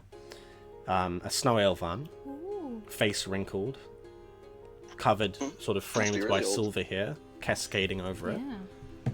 Dark loose robes, fastened at the waist, purple sash and brown belt, and masks. Zeke, you notice mask dotted around the right side of his abdomen Yes. as he leans down, and Rymona's gonna go, "Oh, Briar," Oh. and he is gonna lean forward. He's gonna bat To his you, hand off Rookfit. first and foremost. You should keep your voice down and not raise your voice at godlings. Godlings don't want to get on their bad side. Don't tell me what to do. Who are He you? is gonna, he's gonna slowly sit down beside, we'll say between, like it's like Zeke, Rymona, Blackflame, Rookfit, Pomme, let's say, Oh. like that, Like on one long table. like around the table, so then it links back up. Like Oh, there's okay. enough space for him to come in there, and he's gonna sit down, and Ramona's gonna go, how did you know we were here? And Briar is gonna lean forward. I had an epiphany of sorts. I knew you'd say that. I just had a feeling you'd be here, all of you. And it's so great to finally meet you, Zeke. Oh. And Zeke, you get a really bad feeling about this guy, like completely black Dharma kind of feeling. You notice that his fingertips, and Rookfoot, you didn't see this earlier, but his fingertips are, it's almost like they've been dipped in black tar and dried on his fingertips, forming like calcified blackness. And you see that the same thing has happened around sort of where the bottom of his eyelids. He looks to be a necromancer. Yeah. And he knows that you're a necromancer too. You can feel his mind reaching out to yours and sort of prodding around the exterior. And he smiles at you. Interesting masks you got there.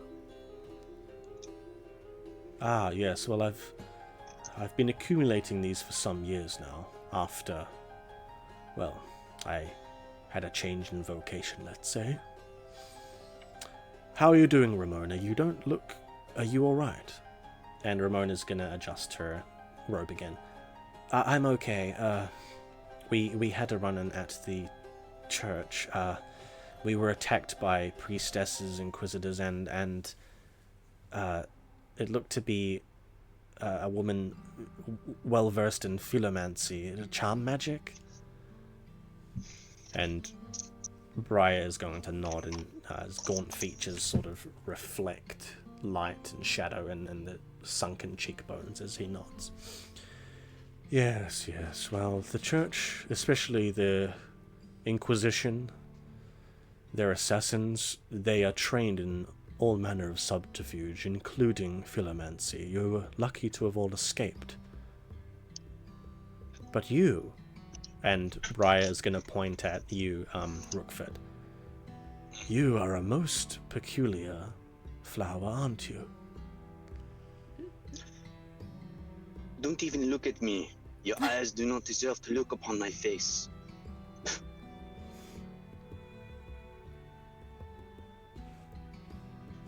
Feisty as well. I like you. He doesn't look ugly though. Like he. So it's okay. He's like a little bit into his older years, but it's like he's got like a silver fox thing going on in the city, you know. It's that being harassed at work meme where it's like harassment and then warning. Yeah. Oh, he's hitting on me. Yes. He's not ugly. He just looks like he's thousands of years old. Yes. I'm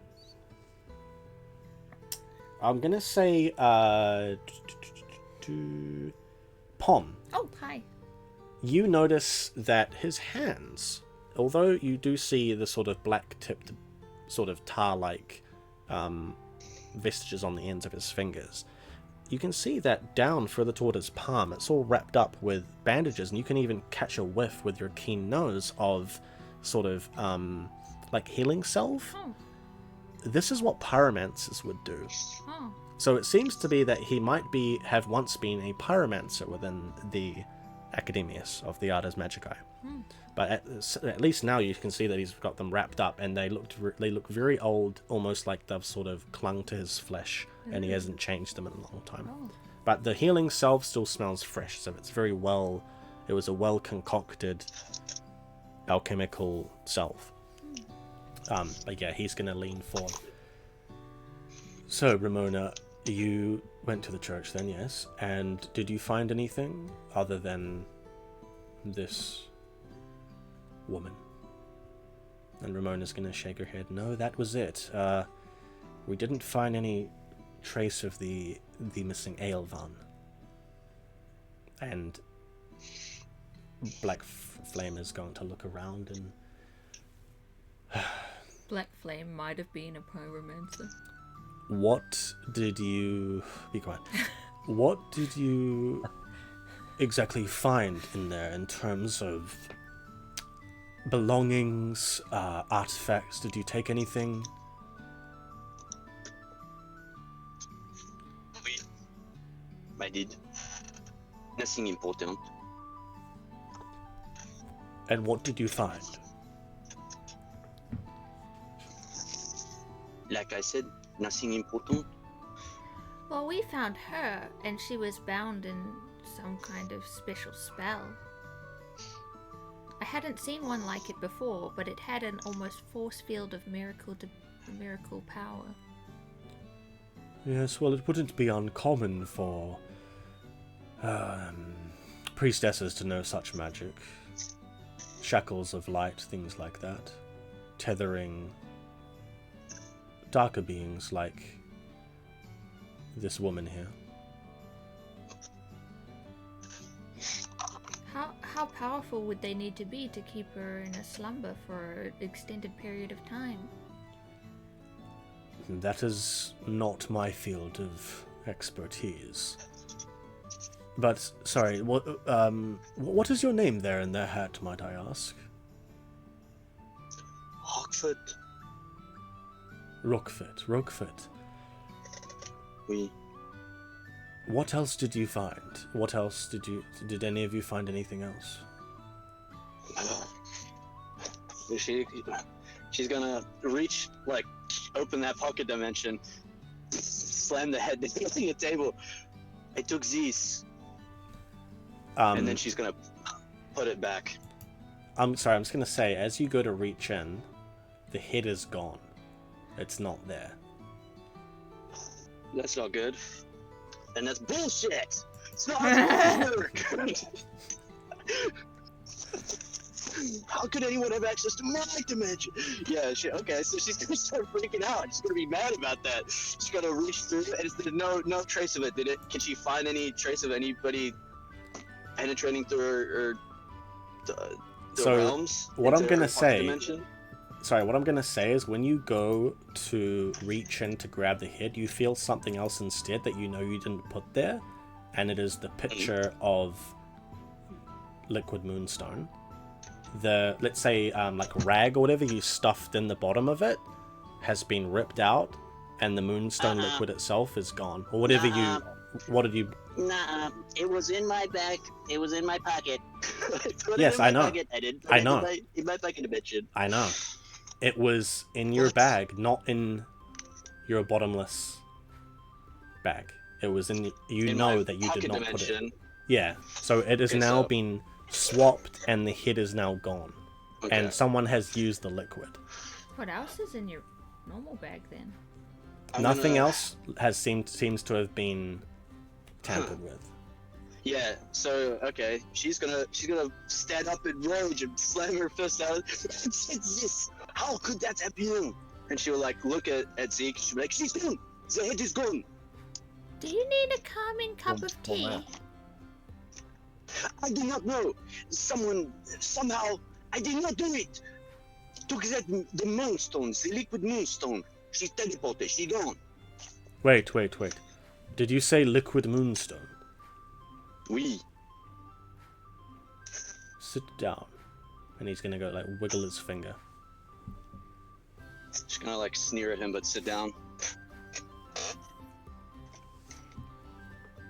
When you were in the church, did you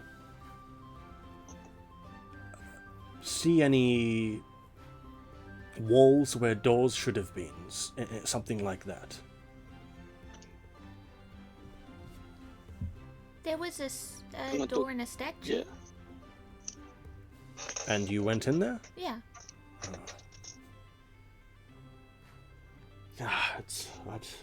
I don't know enough about this, but liquid moonstone could be used to conceal rooms that don't have doors, if you catch my meaning.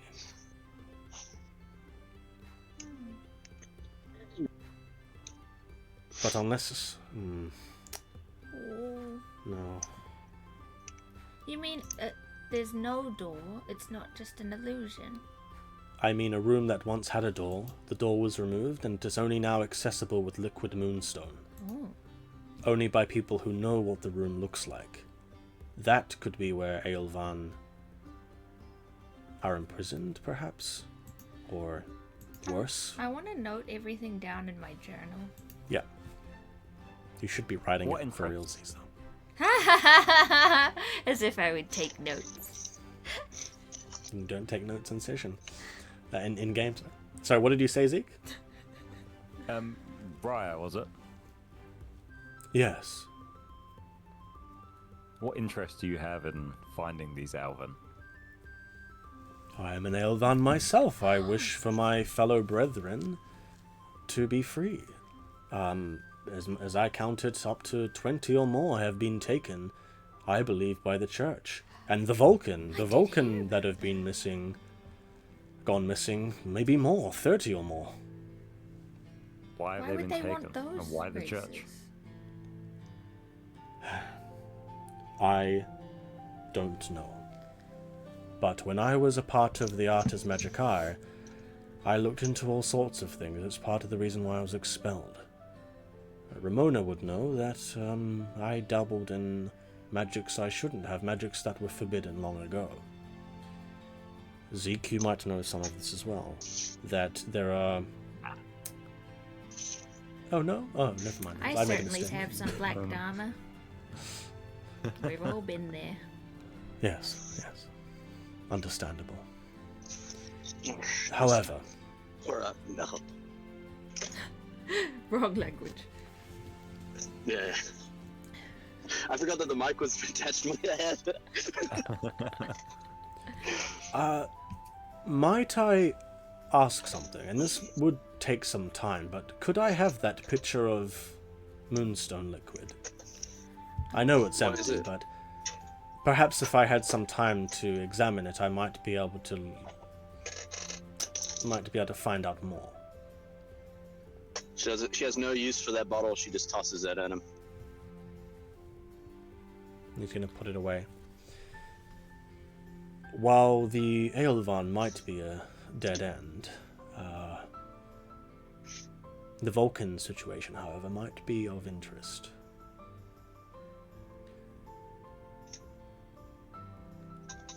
The Vulcan that have been going missing, I know someone who might be involved. A friend of mine, once, well, still is, a sorcerer.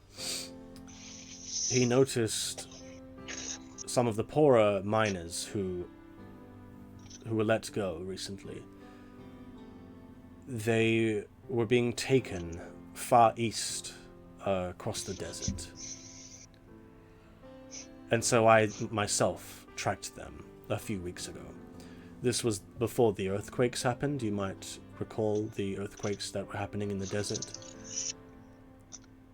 Made a mess of my apothecary. Yes. Dunia was quite affected. But you see, what was curious was that these Vulcan,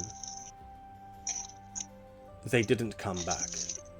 However, the soldiers, Relvan soldiers, who were accompanying them, in prison carriages no less, did not come back until a month later.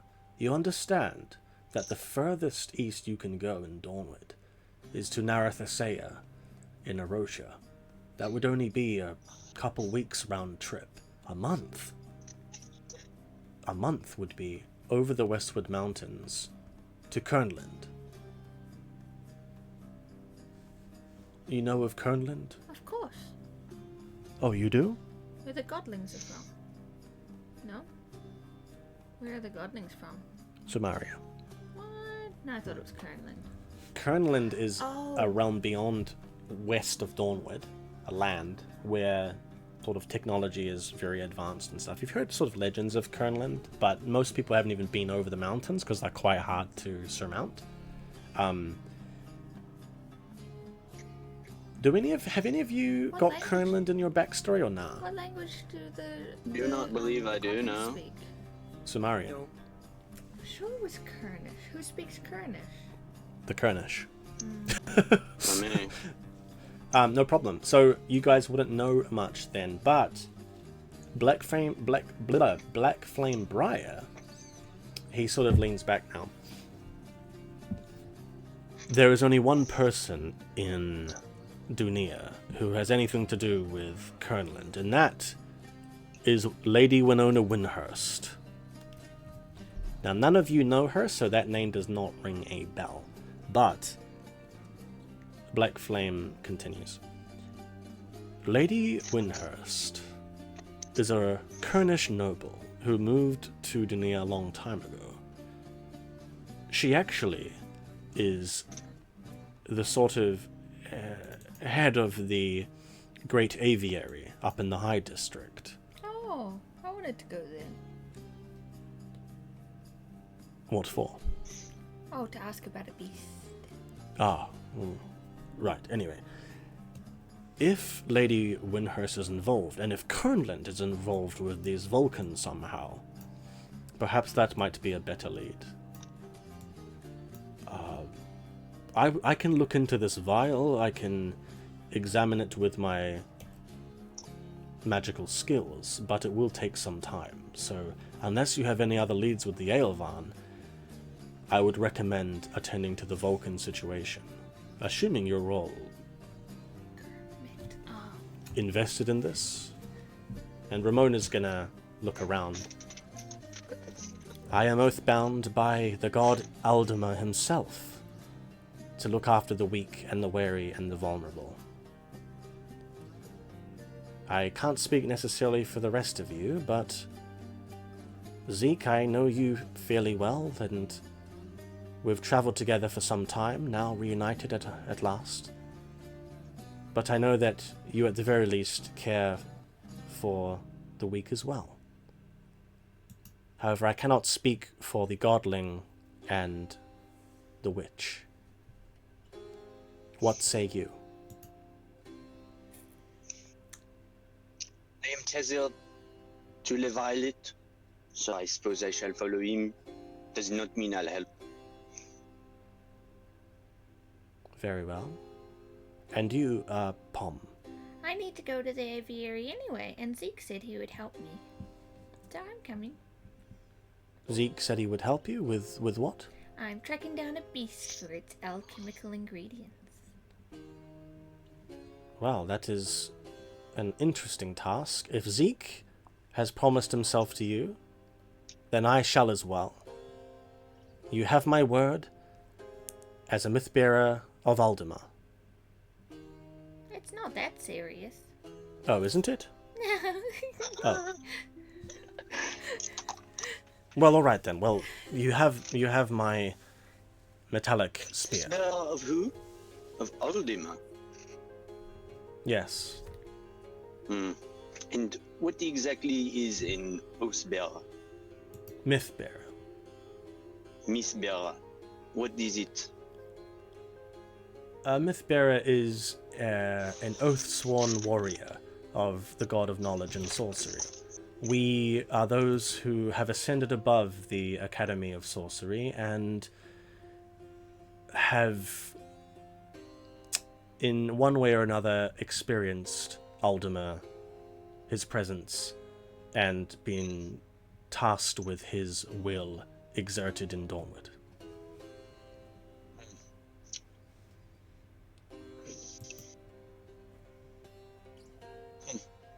Okay. Merci. And Blackflame is going to nod.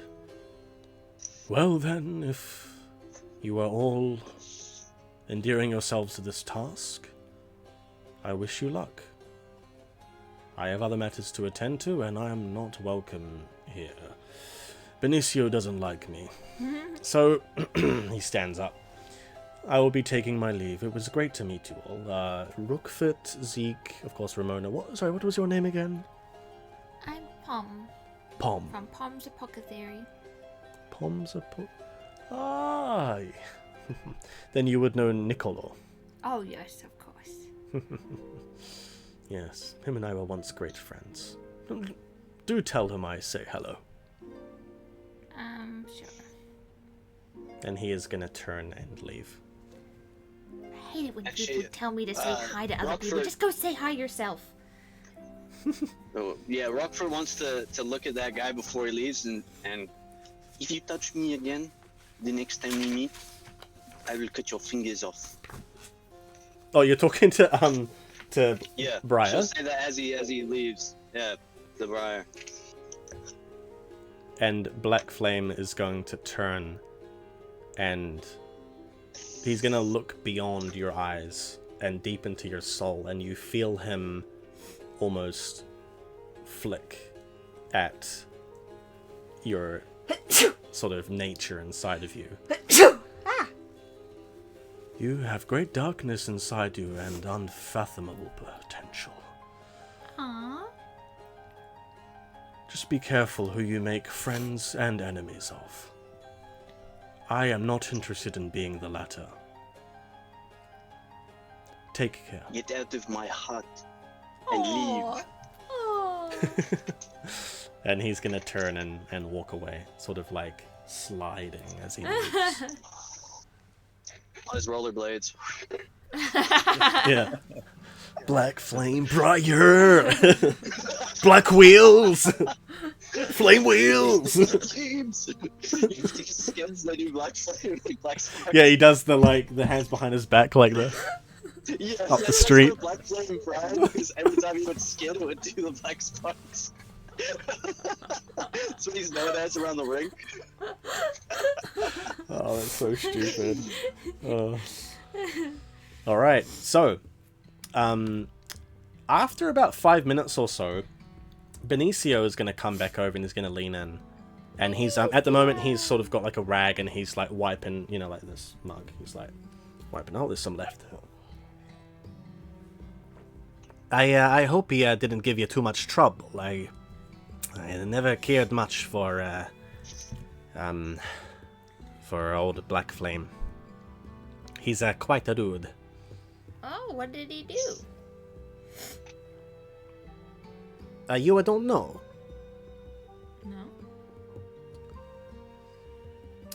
Well, but now Benicio's gonna sit down.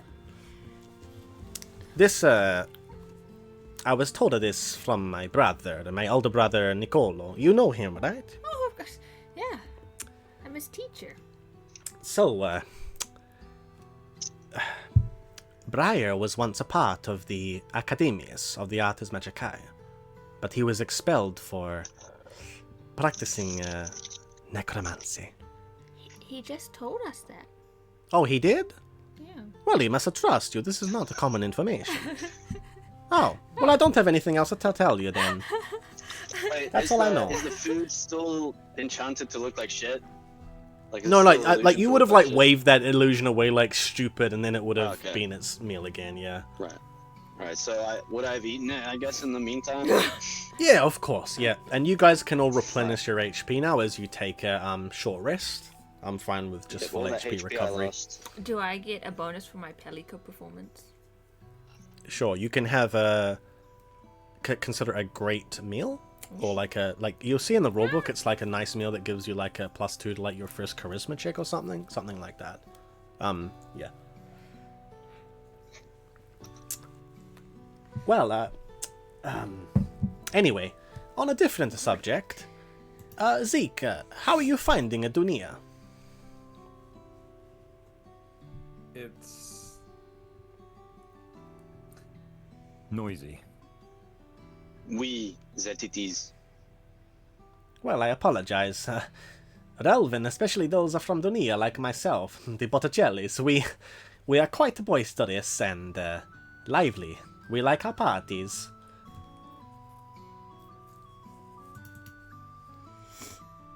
Anyway, I gotta attend to the kitchen. Someone cooked something up in there a minute ago, and it was quite smelly, so I gotta clean it up. Wasn't me. What did you cook? Bread. No, it did not smell like bread. It smelled like something else. And he's gonna walk off. Say it wasn't me. Oh, just a moment. You there with the hat and with the metal. Do you need a room for the night? I'm staying in Leufaia's room. Mon jailer shall provide for me. You're gonna share a bed? Are you two, you know? No. I will take his bed. He shall sleep elsewhere. Would you like a double room? Leufaya, talk to him. She's saying to Zeke, Deal. you talk to. Sorry, what was that? Can you cut me a deal?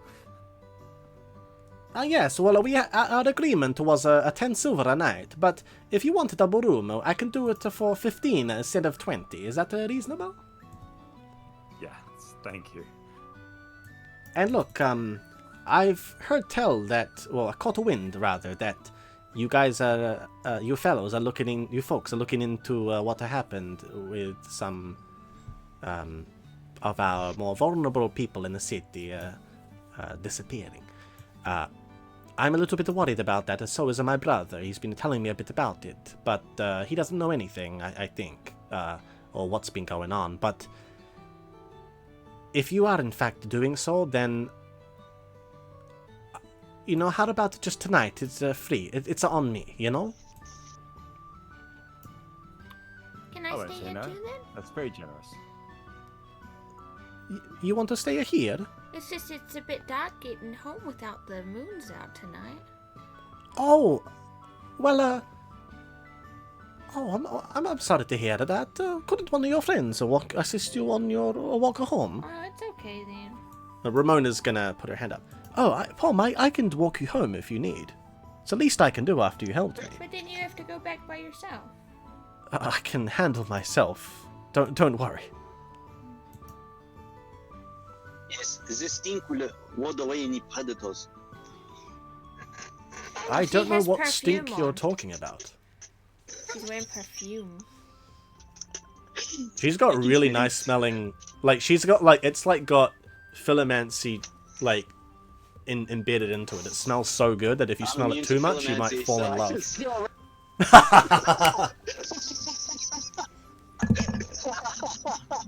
Well, okay. At the very least, it smells good, but it does not charm you, let's say. You're neutral. I know how stinky she truly is. It's so funny. Oh my goodness. Just can't escape it. Yeah, so at this point, yeah, Ramon's gonna look at you. Unless you really wanted to stay here just for the night. Are you alright? I thought the beds are kind of cozier here. Oh, they are? Sorry, Benicio. And he's gonna turn back. Yes! And he's gonna run back over, waddling over, and his, like, tummy jiggles. Oh, what's wrong? Are you alright? Yes, I just thought, well, could I upgrade to a double as well? And then, you know, 2 singles, of course, but, could Pomme stay the night as well? Do you have a spare room? Yes, I think we do. I'll check, and then maybe I can bring back some keys for the both of you. You as well, Zeke, and what was your name again with the hat? Do you need to know? I guess not. I'll just call you a witchy poo. Do not call me that! Do not call me that! And you're gonna feel a tugging on your tunic again, and it's that little Godling again, and she's just walked past with, like, some platters. Please don't raise your voice at Benicio. He's gonna continue walking. Do not tell me what to do, little Goblin. Yeah, and is there anything else you guys would like to do for the night? Is there music playing? Yes, the music like you're sing hearing, and the dance? bardic performances. There's a bard off in the corner with, well, I'll say a quartet of bards performing. Yeah, I just want to kind of listen to their music. Yeah. The group performing you guys have heard is called Jenny and the Godlings. Could I use my nimbleness to dance? Yeah. Roll me a check.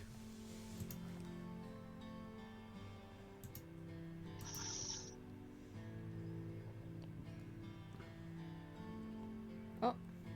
That's a 6. Yeah. So I got 16. Yeah, 16's pretty good. Cover it fall on your face. Yeah, so you're like... Yeah. I want to dance on the stage with them. So as the night carries on, Rymona is gonna edge in closer to you, Zeke. And camera zoomed in on you as you were like leaned forward. So funny. And Double. Rymona's gonna look at you, and she's gonna put a hand on your shoulder. Might I say that I'm very glad that we have been reunited in one piece, 2 pieces. One Piece! Roll credits. The One Piece is real!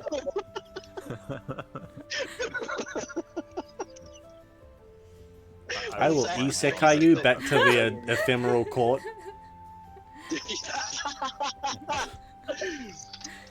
D.E. Sicko. Yeah.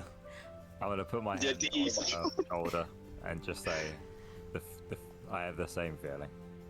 I'm glad to know that you're safe. Aww. I appreciate it. It's when we left Aldaran, I honestly wasn't sure if we would stick together on the road. But as days turned to weeks, I think we make a good team, you and I. But there is something that I need to tell you. Oh no.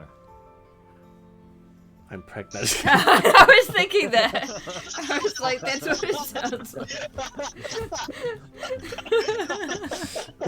That night in Dumont. Well, no. That night in the swamp. Yeah. Oh, jeez.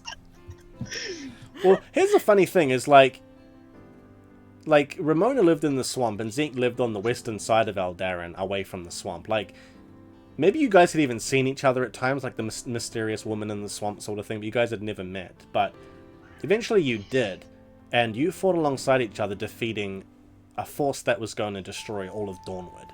And if it wasn't for you guys all coming together in Aldaran and stopping Amarita, it could have gone a much different way. And after sticking together on the road for this long, you guys feel almost bound to each other, like fate has kept you two in tow. And though you were separated for a short amount of time, Rymona looks very sad as she looks at you. I must depart. Again. What do you mean? We didn't find anything here in Dunia, but there are other places that I must search. For what?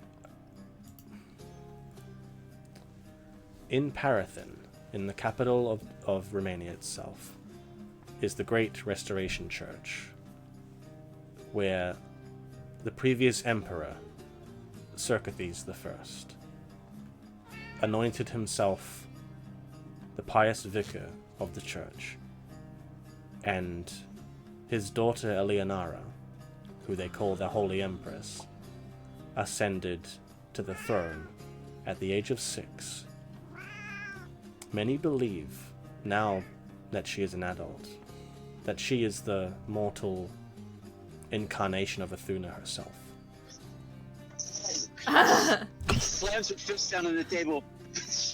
Look for it, just stands up. Enough of this. Leviathan, give me the key to your room. I've heard enough of this. I do not want to hear about it soon. Some bullshit story of a reincarnation. Give me your room key. Just Rookford, if I may, please.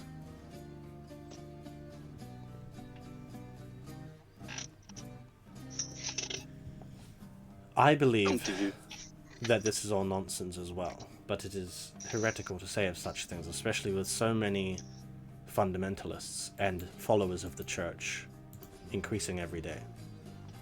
I believe that Parathin might hold answers, the city. However, I must go alone. You and Rookfit here, I believe that fate has brought you two together, for whatever reason, but our paths must diverge again. that there is something that I want to give you, so that we may never be separated again. Aw. And she hands you one half of a scrying mirror, so you guys can always talk to and see each other. Okay, this is going to be awkward because I'm going to reach into my bag and I've also got a scrying mirror for her as well. Aw. Tears are gonna start streaming down her face. And she goes, "May I?" And rather than seeing just half of a face through the mirror, which is what usually happens, she is going to combine them into two separate mirrors. So you guys both have two halves of different mirrors connected, and so you can both see each other fully. Wow. And she is going to look down and sort of wipe tears away. It's been a while since I shed a tear or two. Zeke, I consider you like a brother. And Brother's owned. Ah. Hey, I got a Rookfoot's pregnant anyway. here's my chance. Sweet home Alabama. Leufaya. And she is going to put a hand on your shoulder again. Duty calls me to Parathan, but I believe that with you, Rookfoot, your rocky fellow, wherever he might be, you might be able to solve what's going on here. And look, we can always communicate and keep in touch. When I know something, when I get to Parathan, I will let you know. And if you need anything, you just contact me with this, and I will come back without a moment's hesitation. But with all of us here, we are drawing attention to ourselves, and I think it would be best if we remain in a smaller group. And I can handle myself fine. I'm a myth bearer after all.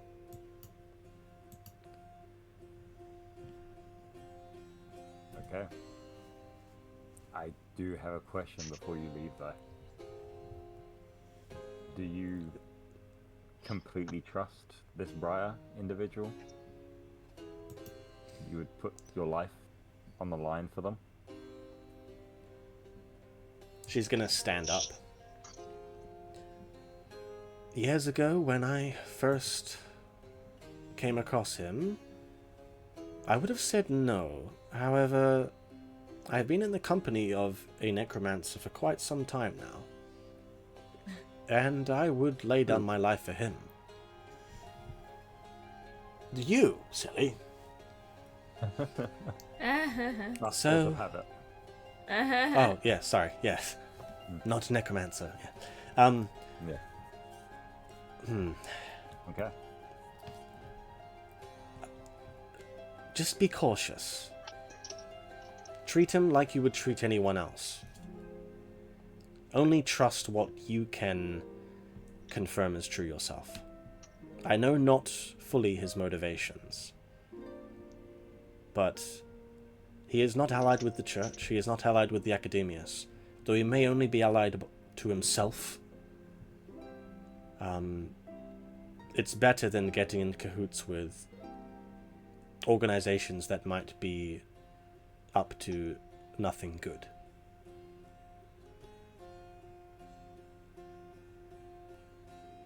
Well, I'm going to take my leave now. And good luck to all of you. And Pomme... I'm dancing. Oh, she's got... Oh. Yeah. Tell Pomme I said goodbye and thank her for the bombs. Yes. Rookfoot. Rookfoot's gonna stand up and peer at her, walk up. She's gonna walk right up to her, and say, "If you find out that little girl is the reincarnation of Iduna, you tell me." Oui? Yes, but Empress Eleanor is not a little girl anymore. Just tell me yes or no when you find out. Nothing else matters to me. Fair enough. I'll let you know. Good. And then she goes and she sits back down across from Zeke. All right. And Rymona is going to depart.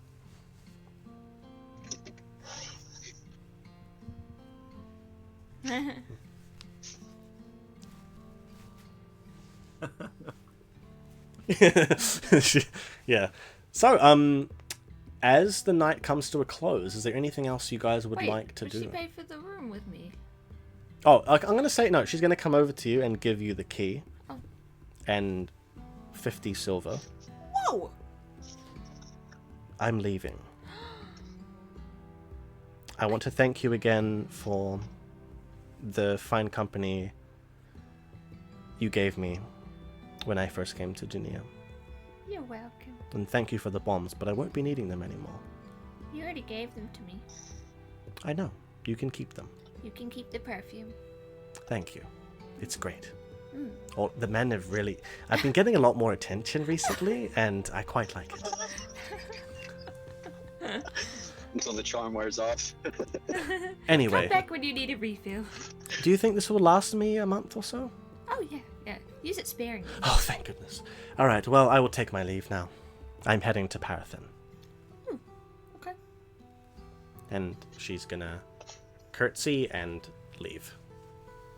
So with the Pomme dancing and Zeke, Thorok off doing whatever, Zeke and Rookfoot, you at the table. Is there anything else you guys would like to do before we wrap up? Oh, yeah, I'm gonna. I'll look at Zeke. So, you are a necromancer? Oui. Not so loudly, but yes. How do I know I can trust you? How do I know I We can are trust you? tethered. I'm not the one who tethered you to me. I do not like being at your beck and call. Hey, I gave up my dogs for you.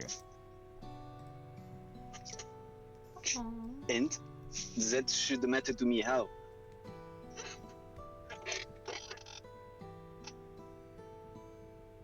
Accurate depiction of marriage. Yeah, Rockford's gonna stand up. Take me to the room. I need to sleep. Oh. I'm just gonna throw the key at you. I'm gonna go get some fresh air. Don't wait for me. I won't. She'll just stroll off. but now she has to figure out what room, so she's gonna have to go every time.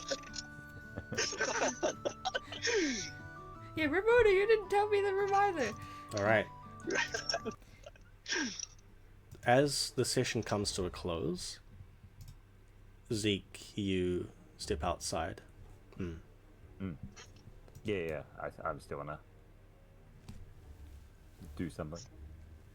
You're feeling a little bit famished. Even helping yourself to that meal at the dinner table wasn't quite enough for you. So you're craving something a bit fresher. So as you're looking around with your keen eyesight, you see Aelvan, human, Relvin, Florin. You even see a tall Florin fellow walking off in the distance. Tall people, short people, plump people. What catches Delicious your people. fancy tonight? I would like to sense, if possible, some black dharma. Like an individual that's maybe a little bit blacker? Whoa! Guys, we're ending this session there. 10 Black Dharma. This is your first corruption. Nah. Okay. Zeke's getting cancelled on Dawnward. All right. I'm gonna say, yeah, you have to walk around for just a little bit. You have to step down a few side alleys, but then you come across a group of, or not a group, but like a couple of guys who are hanging around looking a bit seedy. They look to be of ill repute. They're wearing loose tunics, very gaunt. They look to be of a poor nature. And one of them leaves, and leaving one of them there, a young, long brown-haired, young man, human. Young. He's young. 3 times young. Yeah. He is leaning up against the back of a shack, smoking red root from a pipe. Who would do that? He's gonna look over at you as you're sort of skulking in the shadows. Before I come around the corner, I want to put my mask on. Oh. All right. What the hell? It's Batman. I'm Zeke, man. I didn't know you were a cannibal, dude. You're the reason that all these people have been disappearing. Yeah. Where are the Elven going? They're not people in my eyes, so it's fine. Exactly. You put on your mask. Are you wanting to be noticed? Because with a flick of your fingers, you can disappear into the dark, deep shadows cast by the walls of the buildings. Yeah, that's a good point, actually. Yeah. Yeah, I forgot about that. That's just a passive, isn't it? Yep. Just a From free my one. racial trait. Yeah. Yes. I would like to go invisible. I'm still putting the mask on. Yes. I'll say as the mask points. fits to your face. Mask gifted to you by a very dark being from a long time ago. It almost unnaturally curves around your face as it settles. And the young man who was against the wall, he sees nothing. As you sink into the shadows, as almost as if you've melded into the walls themselves as you curl around towards him. What would you like to do? Can I... do I have to roll for any of this? Okay. You're in stealth. What You I would can like just, I mean, to do is I would like to do a mirage. So down like a little dark alleyway between the houses. Just like some glistening of some golden coins on the ground. he's gonna look. It's a my lucky day. What's that? Someone's left some golden coins just scattered on the ground for me. Finally. I can feed my kids. Yeah. No, because you sense Black Dharma. Yes, this will go down very well. Can finally afford that silver blade. Get back at that fool Benicio. Stone. And he's going to start crawling along the ground, going towards this. Drops his red root pipe as he leans down and starts going for the coins. Huh? What? Suddenly, he's going to feel a slight little grasp on the back of his heel as his flesh starts to turn to stone and starts creeping up. But he can't speak. His voice escapes him. He has no mouth. He must scream. Is he like unfrozen at the neck upwards or? Yeah. And then I'm just going to crouch down in front of him and then reveal myself still with my mask on. He's going to look at you like he's trying to scream. He has tears streaming down his face. But nothing. Quiet, child. It'll all be over soon. We'll end it there. And then I bite into him. When you said you were a vampire elf, I didn't think you meant literal. In the last campaign, you never met a Noah. Yeah. Something has changed with Zeke, and we might find out what that is. But for now, we're going to end the session there on that little cliffhanger. Very delicious cliffhanger. Yum, yum, yum. But yeah, thank you guys very much for playing. We will be back next week. Thorok should be back as well after his little divergence from today's session. And Rymona, we don't know when Rymona will be back. Good luck to her up at the capital of Romania in Parathin. I'm just gonna snuggle into my bed.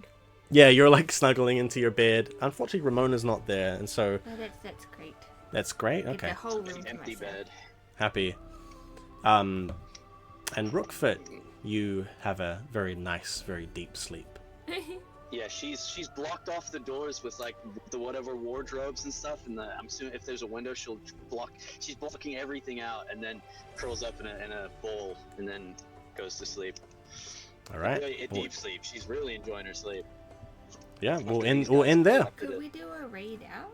You want to raid? You want to raid Magius? Yeah. Could you do the raid then? Yeah. Yeah, we're gonna raid out to Magius, finishing pretty much on the dot here, 1 a.m. in New Zealand. So thank you guys for playing. But yeah, we'll be carrying on with the next day. We'll get Pomme. You can roll the. No, we won't get.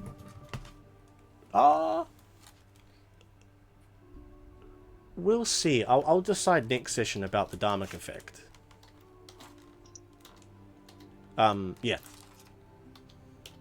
We'll say, Zeke, you dealt an extra d6 with the Dharma effect. Oh, he's the beast. The beast. Right, is it raiding out now? No, it'll go and then it'll. Like when that blue bar goes? Yes. Oh, I see. Yeah, you can click raid now whenever you want to go. Oh, cool. Yeah, thank you then. Yeah, well, thank you everyone for watching, whether you're watching live and you've been lurking or you're on YouTube catching up.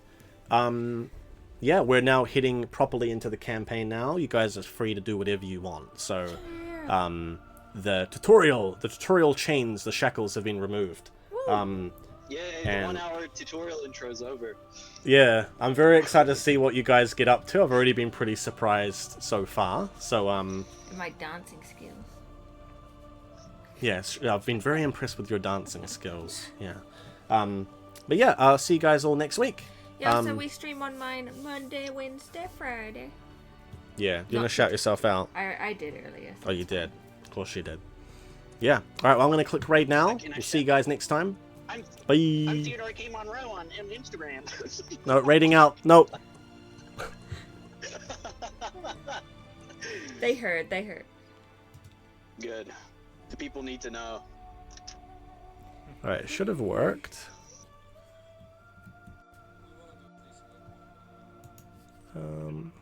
Yeah, well, I think we'll end the VOD there. So yeah, thank you on the YouTube side as well. Have a good one.